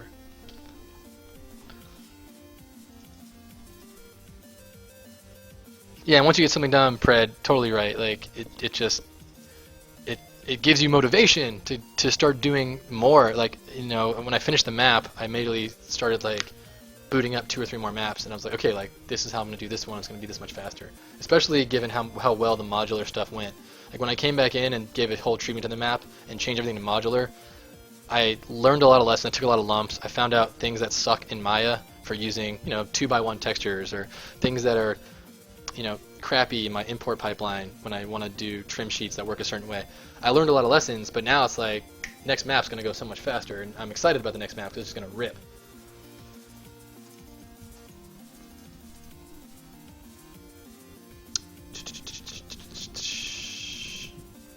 Yeah, and plus you've got YouTube now and Twitch, and there's so many workflows that are just being shared out there. So. Oh yeah, Bazooka, I mean for sure, but bugs are going to happen. Obviously, bugs are going to happen, but like when you're building a system in code that like is not complete, like I cannot ship this because if this happens, this will break. I mean, bugs are obviously going to happen, and that's part of the base. But like in art, you can be like, I should really texture this XYZ, but if I just do a blanket fill, throw a material on that, it'll work. You know what I'm saying? Like you didn't actually finish the job, but you can get away with it. That doesn't work. You can't do that in programming. That's the only point I was trying to make. Do you make your high frequency maps in ZBrush or Mari? You know what? You can tell from here. It depends on the high frequency asset, and this is actually not as detailed as the one that I finished. This guy I put in. Let me go to a clean shader here. I put in a lot of skin pores.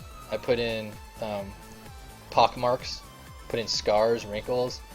Put a lot of high frequency detail in here, all in ZBrush, and that's something that I used to only do in ZBrush before I added substance to my pipeline, before I added texture packages to my pipeline.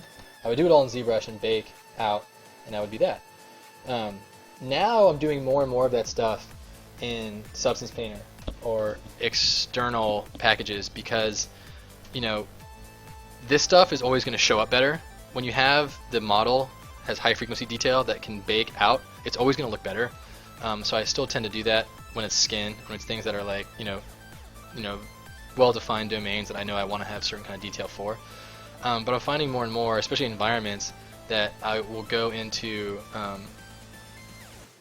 whatever my texture package is going to be because A, I know that I only have 2K maps. Like, I'm not going to get any bigger than 2K. So if I'm spending detail that's not going to show up on the texture, then I'd either need to change my UV allocation, find out if I can pack the UVs a little bit better, or just allocate a whole new texture slot to it. I'm not sure, but like since my ultimate goal is to put this in a game engine, doing my high frequency detail in a texture package means I'm working at the texture resolution that's going to be in the engine. So once I made that change, this was very back early in the project when Substance Painter first started coming out, I've kind of not looked back, and so I do a lot less of my high frequency detail in ZBrush now. I'll still paint this up. This is obviously a low poly sketch. I'll paint that up in ZBrush, but Hope that answers your question. What have we here?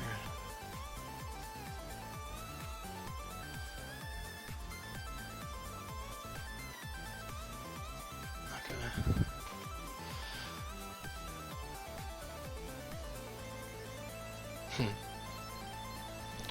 Yeah, it's kind of like a mix between The Rock.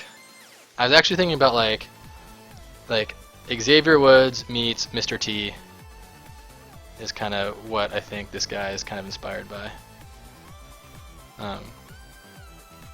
We all, like, our legendary skins are going to be more of like their actual personas, whereas like their disc jam, their default skin is just like what they wear when they're in the arena, and they're all kind of just like, you know, kind of just athletic gladiator type, like American Gladiators kind of thing, which is like a uniform for this futuristic arena sport.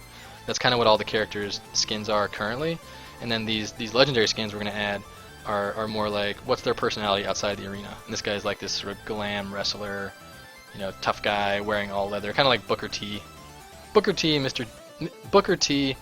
T, and Xavier Woods kind of amalgam. That's kind of the vibe I'm going for anyway. Alright, so I'm a lot happier with that cuff now. I got the cuff where I want it to go. This part needs to come down. More of a taper.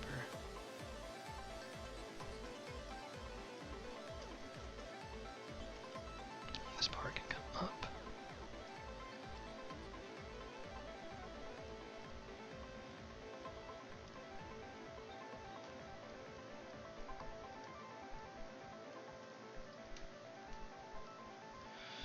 Okay, got those materials defined, got these materials defined. Let's copy that color, do the light gray. Oops.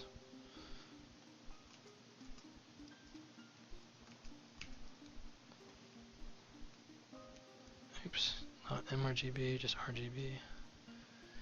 Keep that plastic.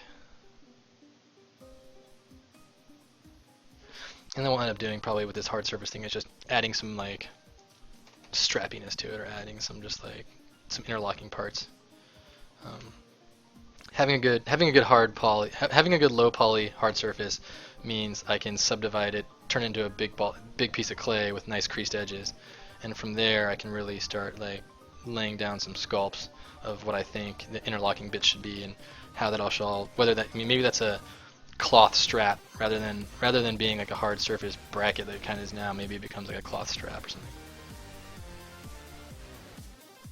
It's all stuff to think about still.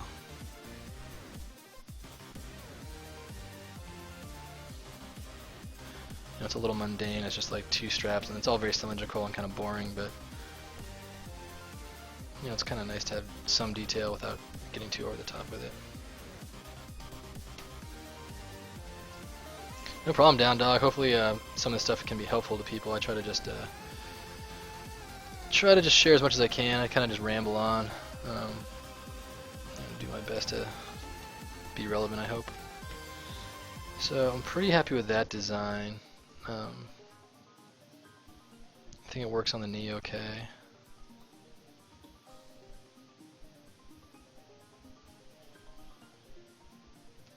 Did I do a remesh with this? No. A good trick that I didn't really know about is Joseph Just does a good version of this, but if you want to work in symmetry, do so and work this thing in symmetry, and then use a ray mesh, and with a ray mesh you can place it on, you can do it on a layer as well, but a layer can be a little more finicky when you talk about doing different subdivision levels. But if you want to work in symmetry, then do an array mesh to place them on the knees. Then you can kind of come in and out of array mesh and just work off the thing. So we'll try and get that going here in a sec.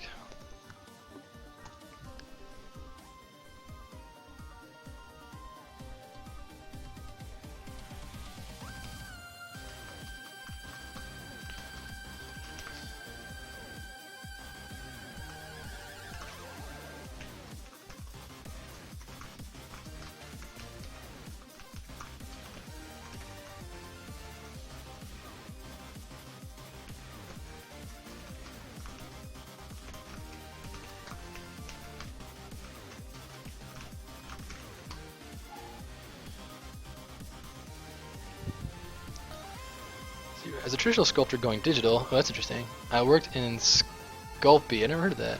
My work cracked, split, and became totally destroyed. The score that before imploded. Now that it's in ZBrush, it doesn't hold the same weight it did. It's on different proportions. Therein lies the problem. How do you check proportions? Oh, okay. Actually, I've got a good example of this because I struggle with this a lot with our female characters. With male characters, and this is, I've read 2D artists talk about this in the past. With male characters, stylization is a lot more forgivable because like tough and ugly is a lot more forgivable.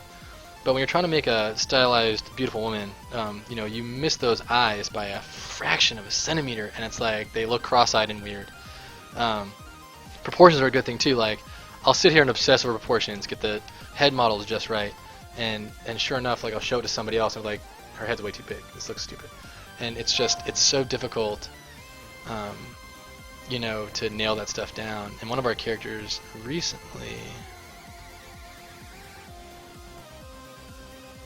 got an update. I think I can show this.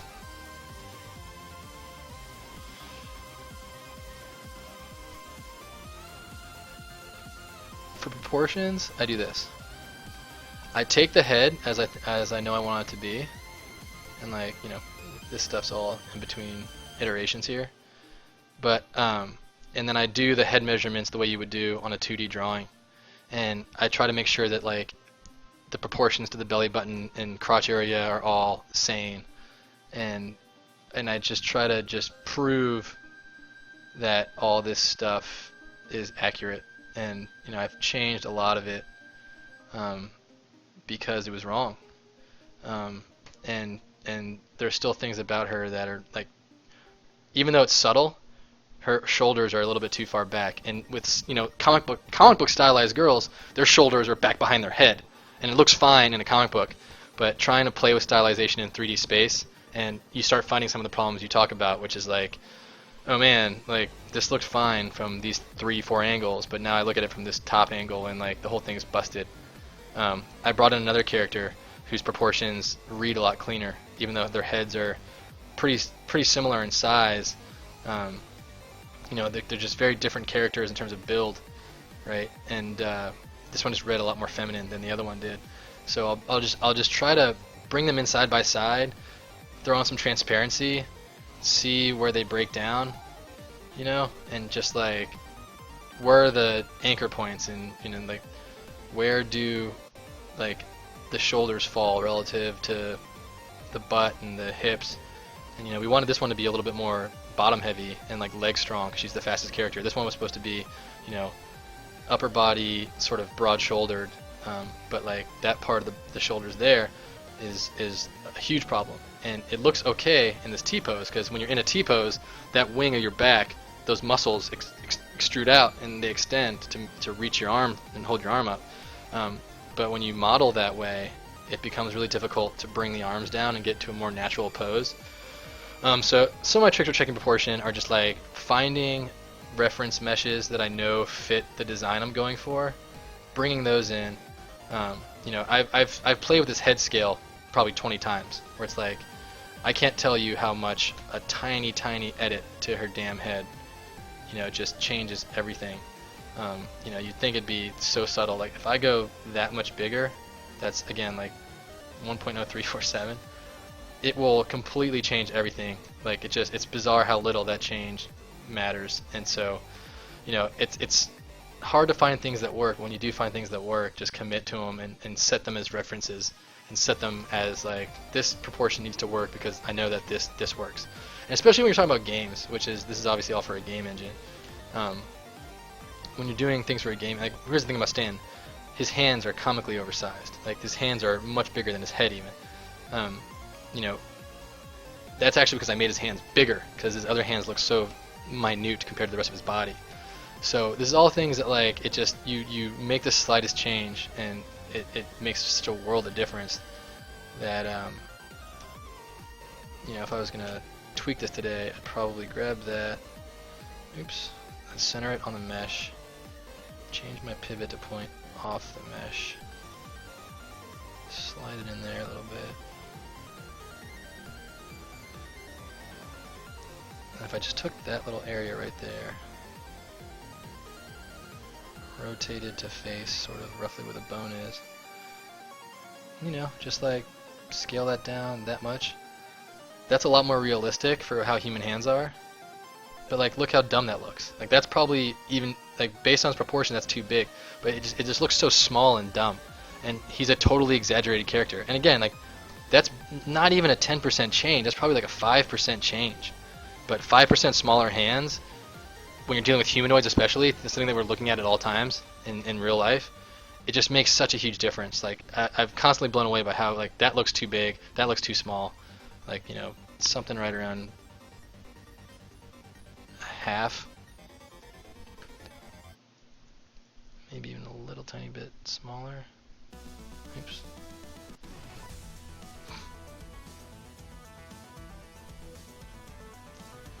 You know, that's probably just right. You know, it's exaggerated, it's still big. It's super big palm compared to the size of his head, which is a good measuring stick when you're talking about proportions. But it just feels tiny, and you know, he's kind of, his whole thing is like big exaggerated bulk.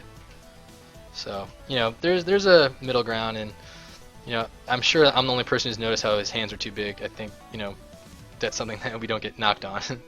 So it's something to think about, you know, with proportions like that. It's how about arms?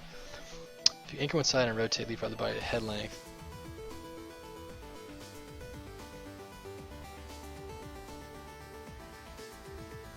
Anchor one side and rotate, leapfrog the body at head length. I'm not sure what you mean. My visual cue for the arms is where the elbow sort of meets the belly button. You know, it depends if you're doing A pose versus T pose, but I like to try to just envision.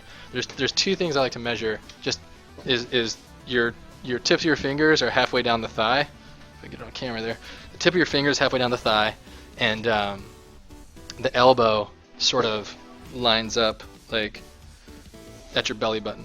So like those types of things I don't have hard rules for. I tend to just if it feels right, I'm usually pretty close, and just by spinning it around and testing, you know, where the elbows, like the crook of your elbow on the inside by the bicep should line up with your belly button, and the fingertips should go to about halfway down your thigh. And if those things are close, you're close. And that's kind of where I start with it.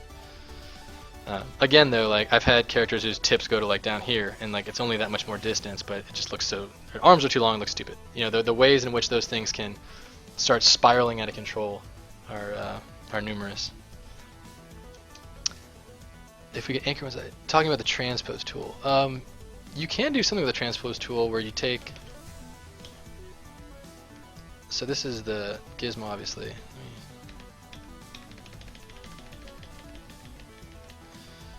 Go back to here. One thing you can do with the transpose tool is you took off the gizmo, the transpose tool. If you got the parallel axis you wanted, you can click on this little dial there. Oh shoot, what's happening?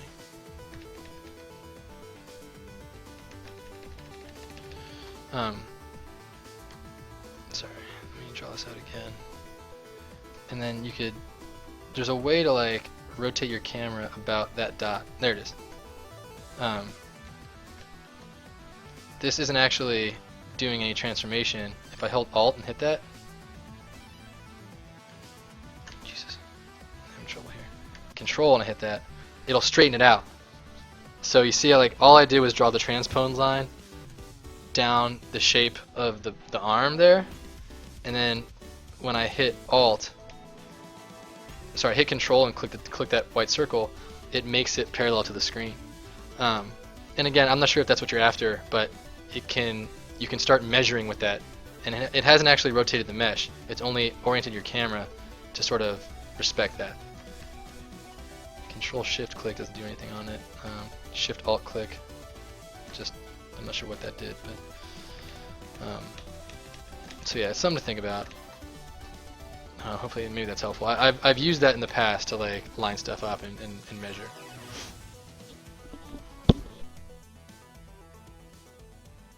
Take a quick drink of water here, so I'll mute myself.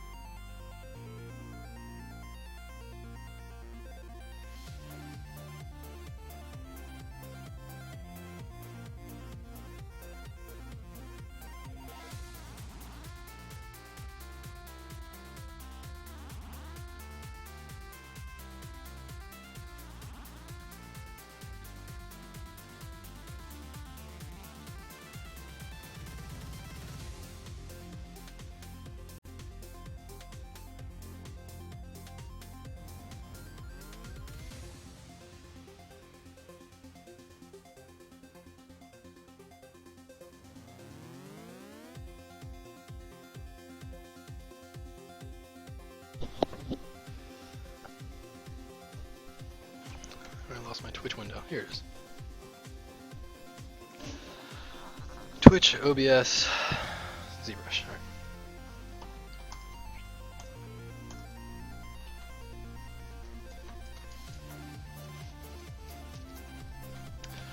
Okay, so the main things now, I'm happy with the bracer, got that to where I wanted to do. I guess I could spend some time getting a better design on the belt, but I think the main thing with the belt is I'm gonna want to design this probably in like Sketchbook. So I'll probably just take a screenshot of this and then paint a nice alpha and do that externally, and then bring the alpha back into ZBrush and pop the alpha out. Because I'm not really sure exactly how this is gonna. If I'm gonna design this, I'm gonna design it outside of ZBrush and bring it in so that it just drops on. Looks like it's gonna be. I think I want to do a globe there. Yeah, I'll probably do a globe with a crown on it.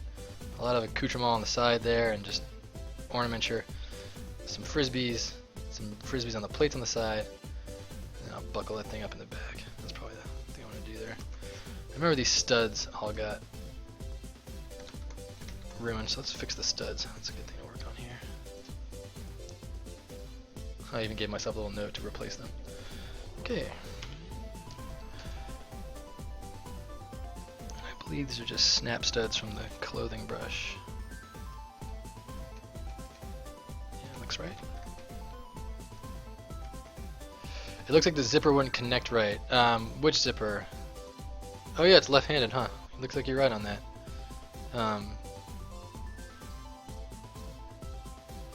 It would work, it would just be left-handed.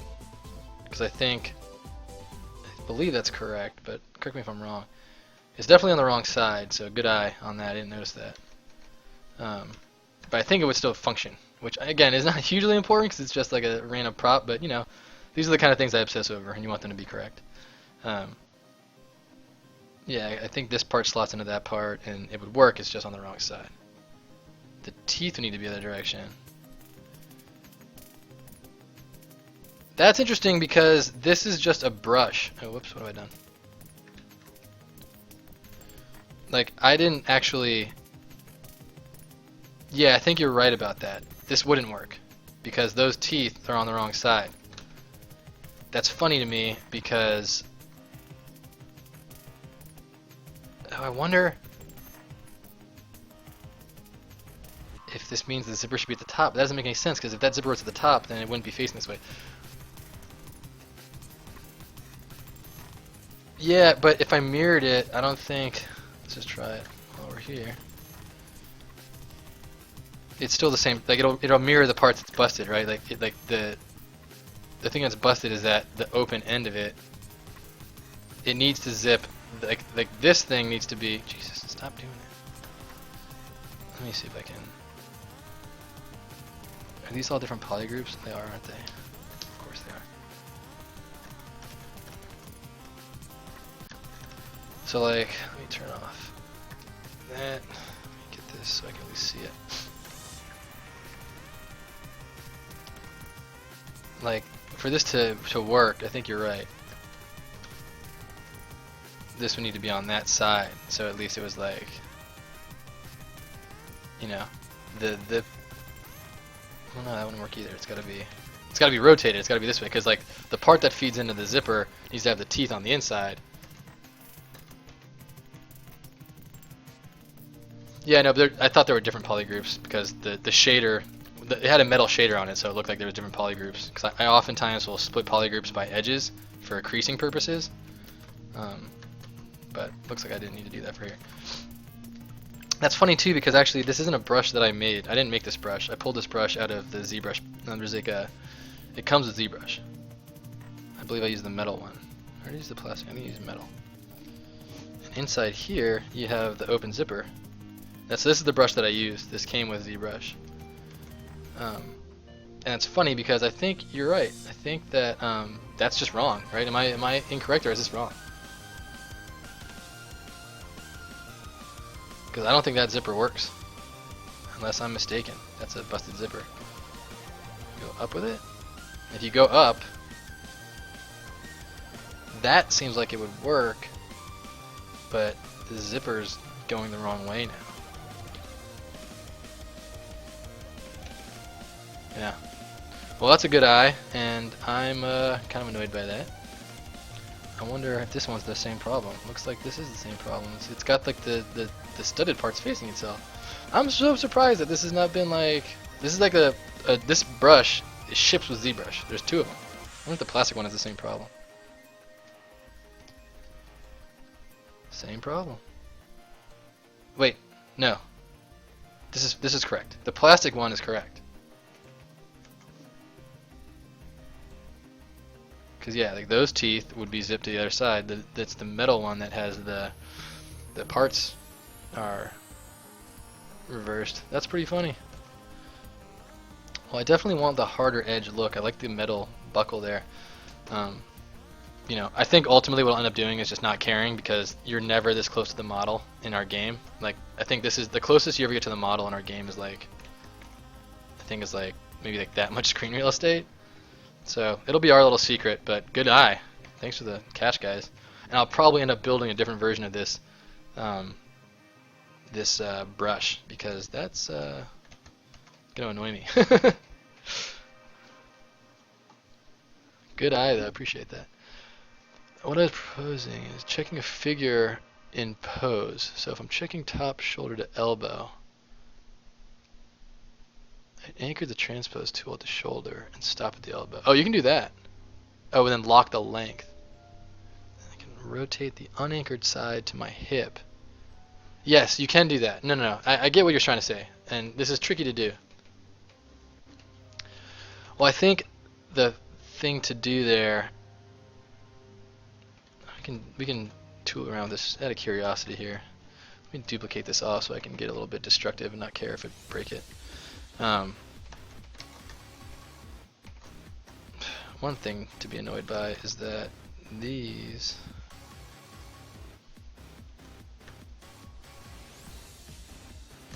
include the teeth.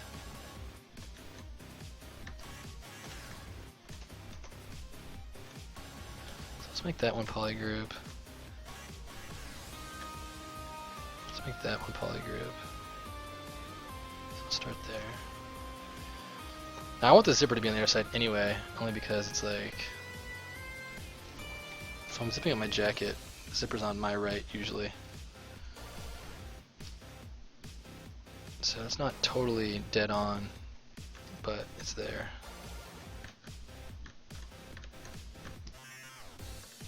Do I have two of these now? Did I just duplicate this thing? How was it?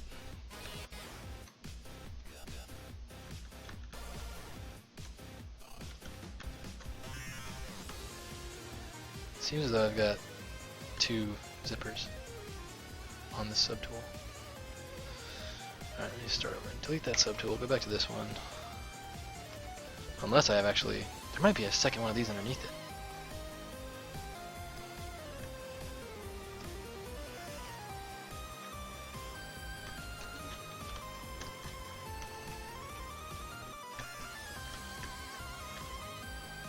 It's just the one.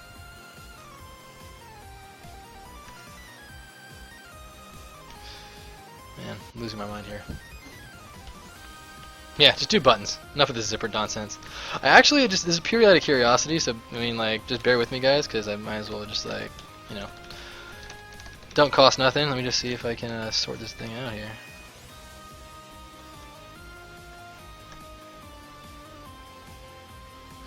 The main thing is they're not mirrored across X, which would, like, this would mirror okay because they're still pretty symmetrical.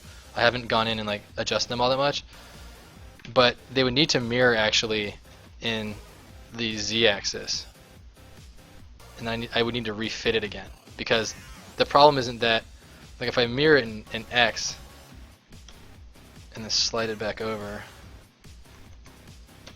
I don't know, what am I saying, this would work, I think.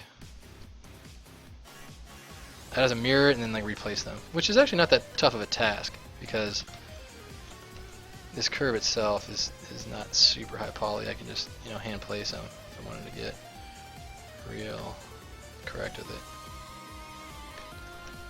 And Move Elastic is good for this. I don't know if you guys are familiar with the Move Elastic brush. Doesn't deform with a fall off the way the regular Move does, so it brings it brings geometry with it in a way that, like, you know, obviously there's still some deformation issues there because they're all a little bit tilted up. But Move Elastic is great for, like, you know, limiting how much the fall off affects your geo.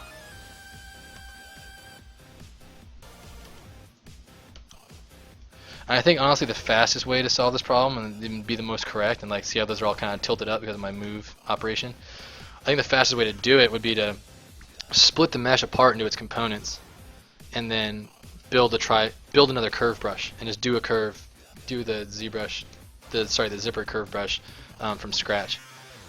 That'll probably be the best way to do it. Now that I just screwed this up. I didn't work on my duplicate that time. Oopsies. There we go. Let me save, just for purposes. Okay, so let me catch up here. Okay, so Hannibal, I think what you're talking about doing, and correct me if I'm wrong, is you want to try and, like, say you have a T-pose, right? And you want to take the transpose tool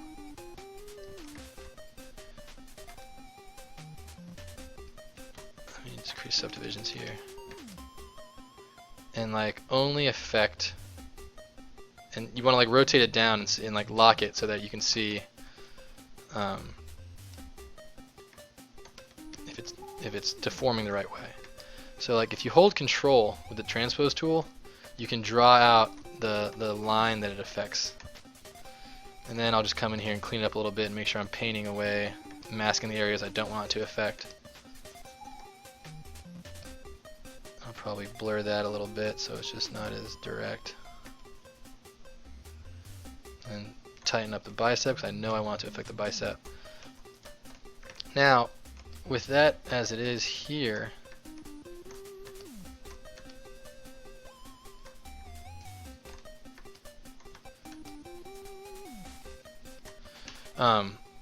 you know, you can hold Alt, place it where you think the shoulder bone would be roughly. I think it would rotate probably from right around in there. You know, it rolls a straight line from the shoulder bone to where, you know, roughly where the elbow would be. If anything, I'm going to push it a little bit back. But now you can rotate, and this isn't accurate completely because you know the mask isn't going to be perfect. But with that though, you can do the camera trick I showed you before. Oops. Gosh, the transpose tool, the worst problem with the transpose tool is it doesn't have undo the way the gizmo does. So I'll just draw that out again. But yeah, so like, you know, with that mask there and the transpose tool doing what you want, you can at least rotate it and test, like, does this reach the proper part of the navel that I want it to? And like I said, the belly button should line up with the crook of the bicep there. You can also try and force a T-pose, and then just, you know, after you do that, you can undo the mask and just sculpt all this stuff back and try and just correct the errors and deformation. Like, you know, wouldn't take much rework. You do a little bit of rework, and you get, now he's in a T-pose. You know, I have obviously a little bit more work to do here. Probably want to puff this out a little bit more because those shoulder muscles, or those back muscles activate when you do a T-pose. But there it is. You know, he's in a T-pose. That took 2 seconds. So like, if you use the transpose tool in that way, you can start doing measurements in the way that you described. I think that's what you're asking. Let me undo all that before I ruin the only base mesh that I have.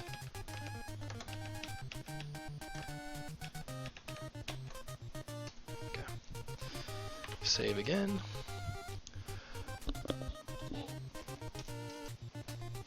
Yeah, and there's a working zipper. Thanks to that link there, Mark. Good eye by you guys.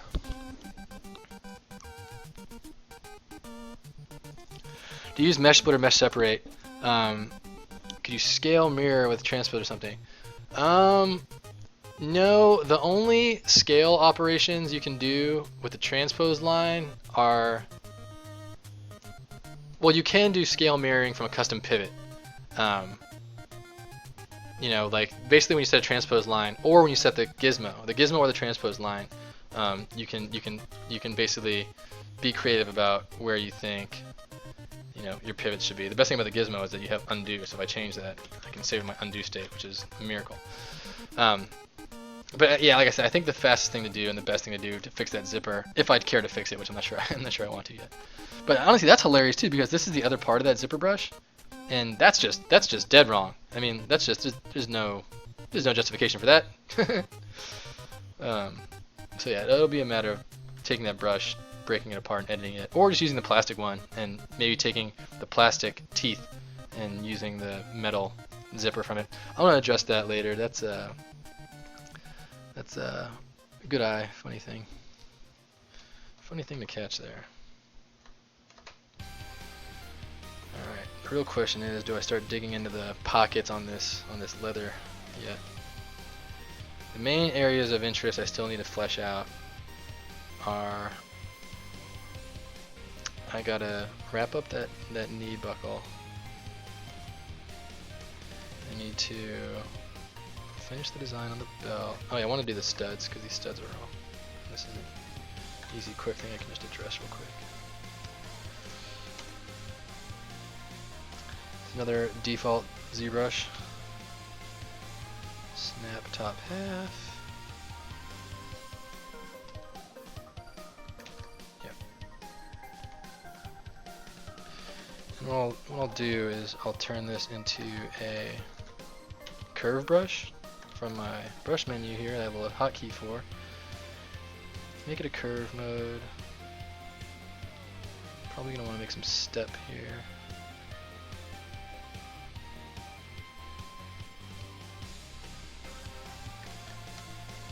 Bigger. Turn off symmetry. Smaller. Bigger than that. 27 is too big. That's probably pretty close. I'm not happy with how it's deforming around now, I'll tell you that much.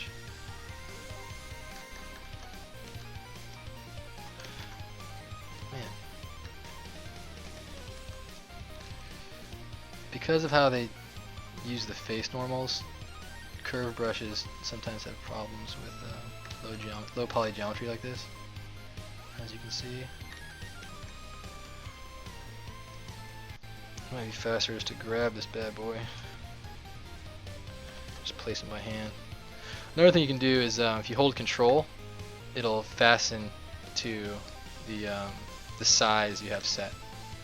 So like I've got this set to the size I know I want. Maybe I want a little bit bigger. It's 4. Let's do 6. 6 is a good size. It still has a little bit of give, a little bit of geo to it.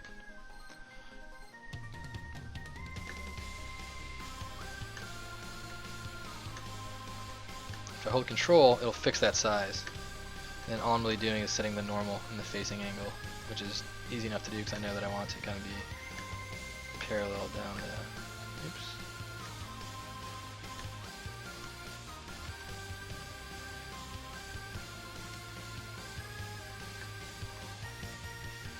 So I botched those last few. But I can just do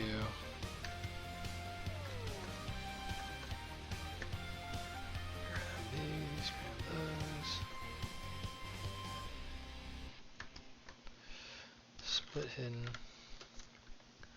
auto groups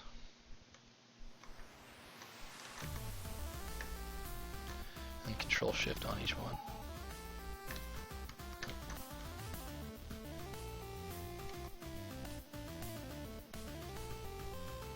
Just do a little bit of hand placement, slide these down just so. And these aren't going to be, again, these are pretty small details for the scale of our mesh in game. So just a little bit of correction should be all I need. Just want these to be a little more parallel to each other. And those are actually a better read anyway because the previous studs were too small for the size of the belt. At least those will be present, they'll be visible, you can even catch them in the silhouette a little bit.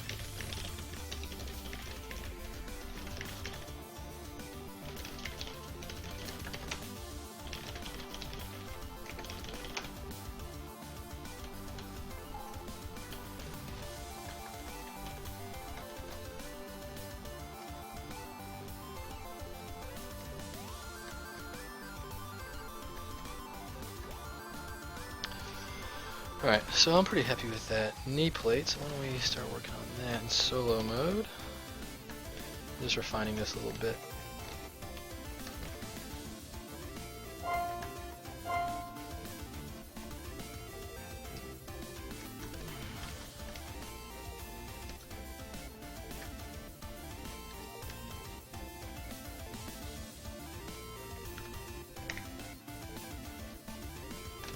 So a lot of times when I'm working on, it'll still be a hard surface design, this thing specifically, but it's, I'll just take it in an organic mode like Dynamesh, and take it in Dynamesh in like very organic shapes and just start kind of figuring out what they're going to be. That's all this is. It's going to want to fill that gap there. I want to fill that gap there.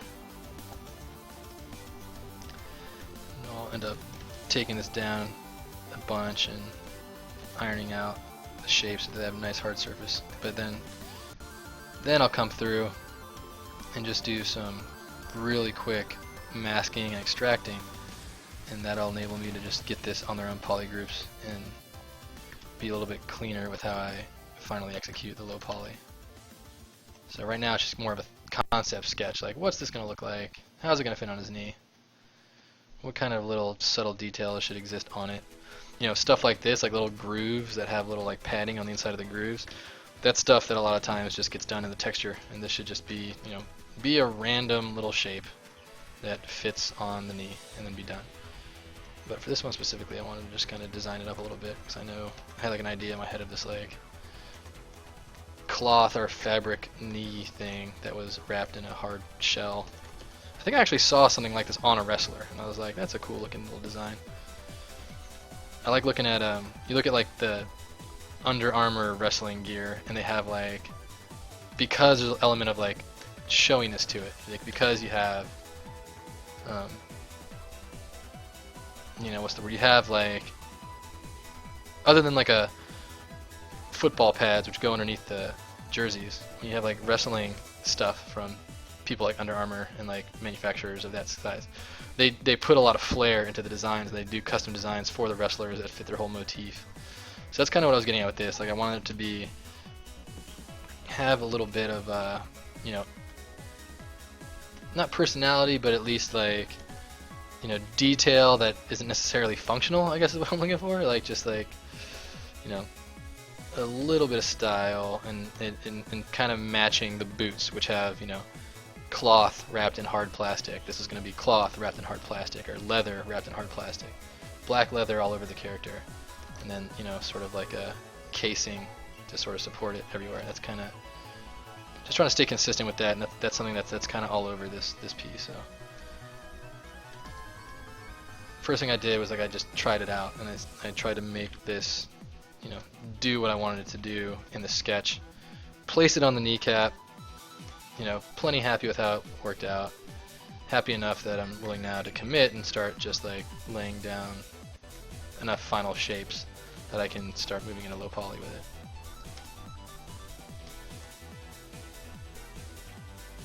And 15 minutes left on today's stream. Of course, I'm getting a lot more talking done than I am working, but enjoyed hanging out with you guys today. I think today was one of my more informative streams, so hopefully it was helpful for you guys.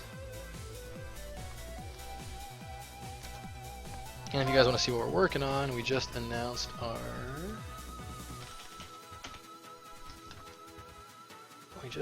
we're releasing on Switch today, so I'll share that real quick.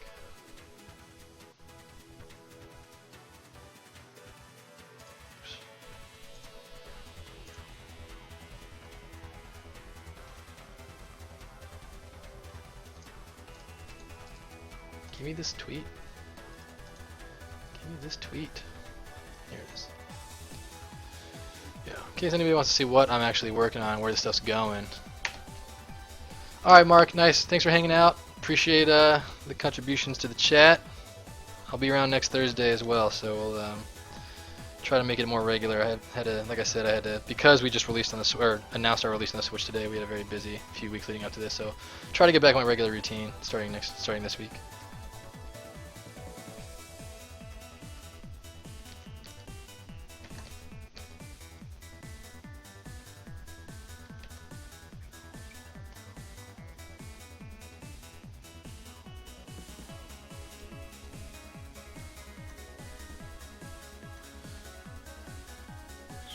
bevel is a little bit more hand sculpted.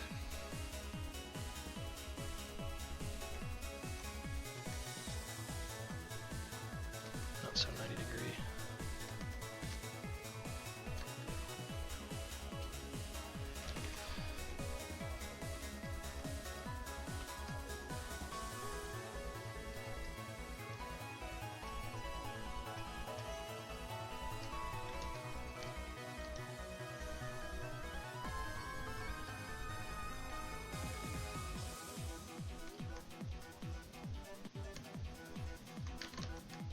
H polish brush, when holding Alt, is a very great hard surface tool. You see how it pulls it outward?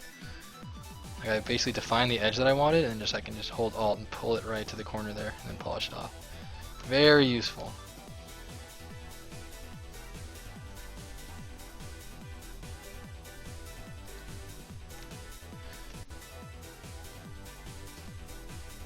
Oops.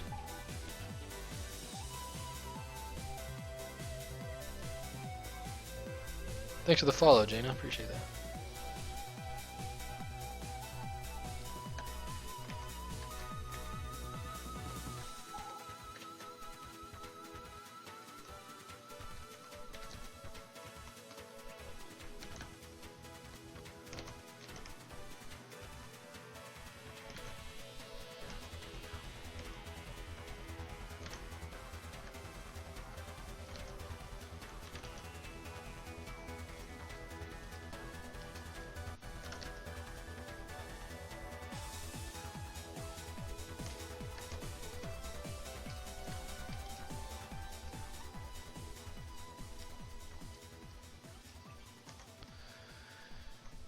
Polish that ridge up a little bit. This part's a little bit too inlaid. Just buff that out a little bit along that normal.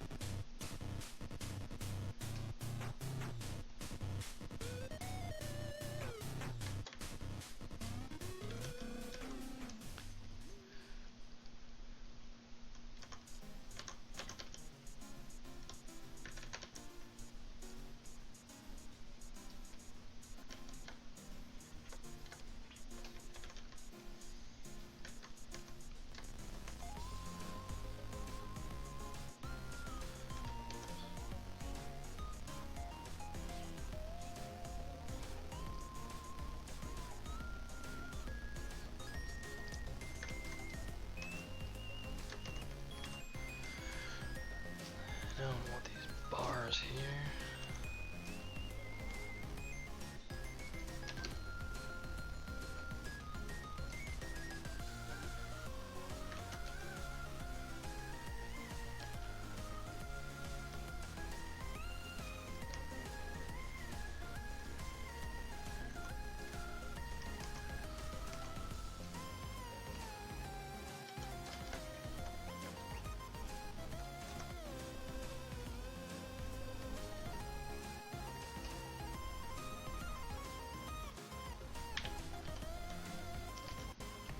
This is a good example of just a piece of geo that like I didn't really have a design for it. I had no concept of it. Didn't have a 2D art. I just knew that I wanted something that had like a little bit of an elaborate design for it. I wanted to have some intricate detail, but not too over the top. Where to put high frequency detail versus low frequency detail is always a challenge for me.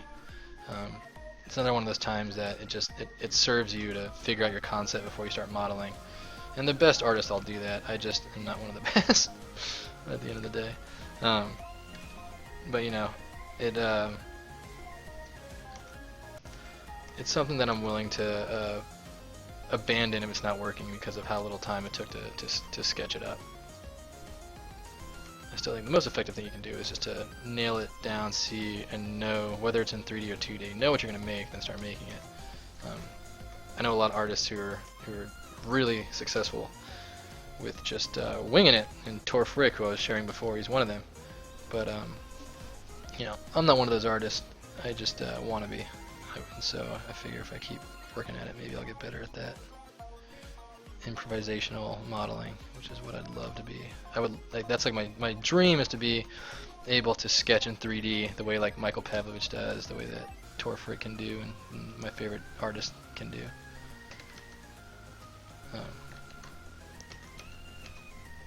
It's such a skill to be able to reach into your mind's eye in that way.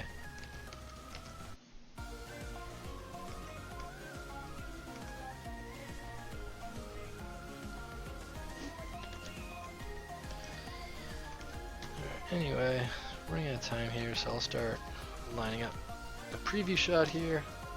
Ow.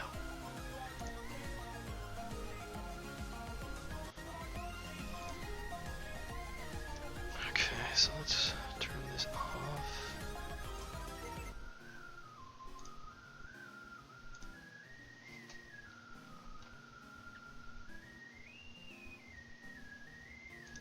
Oh, here's the old zipper. Let me see if that one's wrong too. Yep. It's funny. Mike Pav is a robot. He's actually one of the nicest guys I've met in this business. He's such a helpful, like, not just for his tutorials, which are, like, honestly, in my opinion, the best that are available. Not just for those, but, like, just, I've been talking to him personally. He is such a nice, helpful guy. Like, I feel bad asking him, like, bothering him, because I know, like, he just does instructional material and has a full-time job outside of the instructional stuff that he produces, but you know, if I have a question, he's one of the instructors on here, so I'll reach out to him and just kind of say, hey, I'm thinking about this or using this software, what do you think? And he's just such a, in nature, nice, helpful guy. Like, you know, he's very personable despite the fact that, based on his art talent, he's obviously a robot.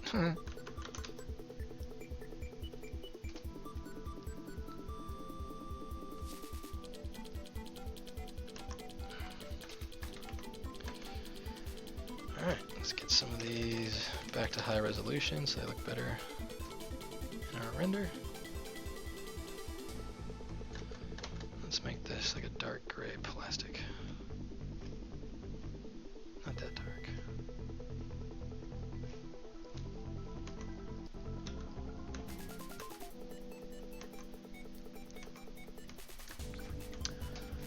Okay.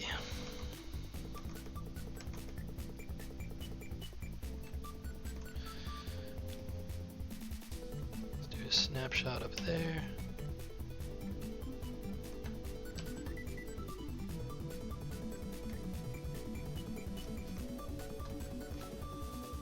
Snapshot right there.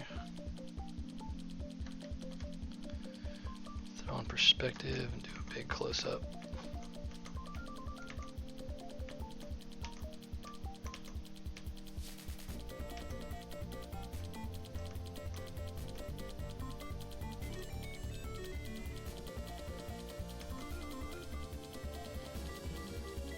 Do a snapshot right there.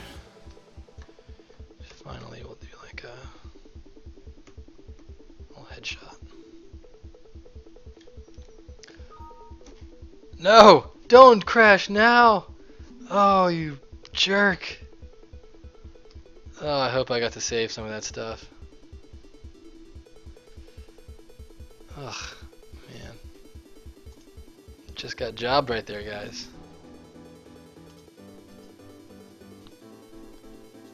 Right as I'm doing. I appreciate that, Pro. Really appreciate that. Thanks, Benjamin. We're actually just about to sign off here. I'm done at 3. So welcome back. But I'm gonna do a little quick presentation, render, not render, but just do a shot. It looks like it saved that, thankfully.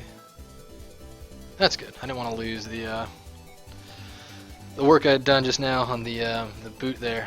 All right. So there's that. And I just wanted to get a headshot up close.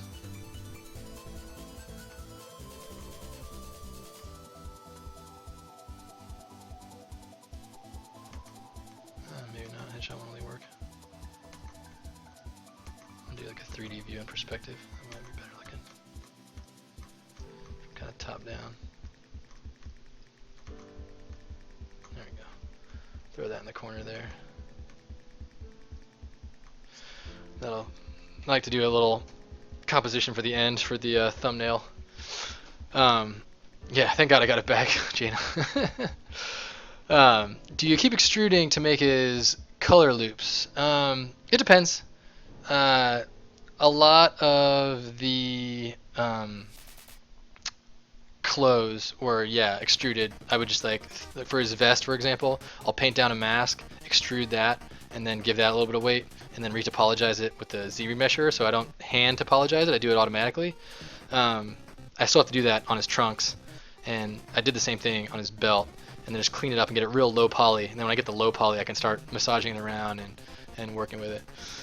Yeah, thanks for hanging out today. Oh, for the collar? Yeah, for the collar what I did was I grabbed Q mesh and did what you said. Like, so I did the ZBrush and then Q meshed the collar up, and then I cut 2 edge loops and I popped those out, and after that I was able to just kind of bend them a little bit, make them a little bit kind of floppy looking. But yeah, still a lot of work to do. I did a little bit more talking today than working, but that tends to be the case when I'm on stream. Good hanging out with you guys today. Really appreciate you guys stopping by. I'll be back next Thursday and all the Thursdays at noon after that. So I will catch you guys next time. See ya.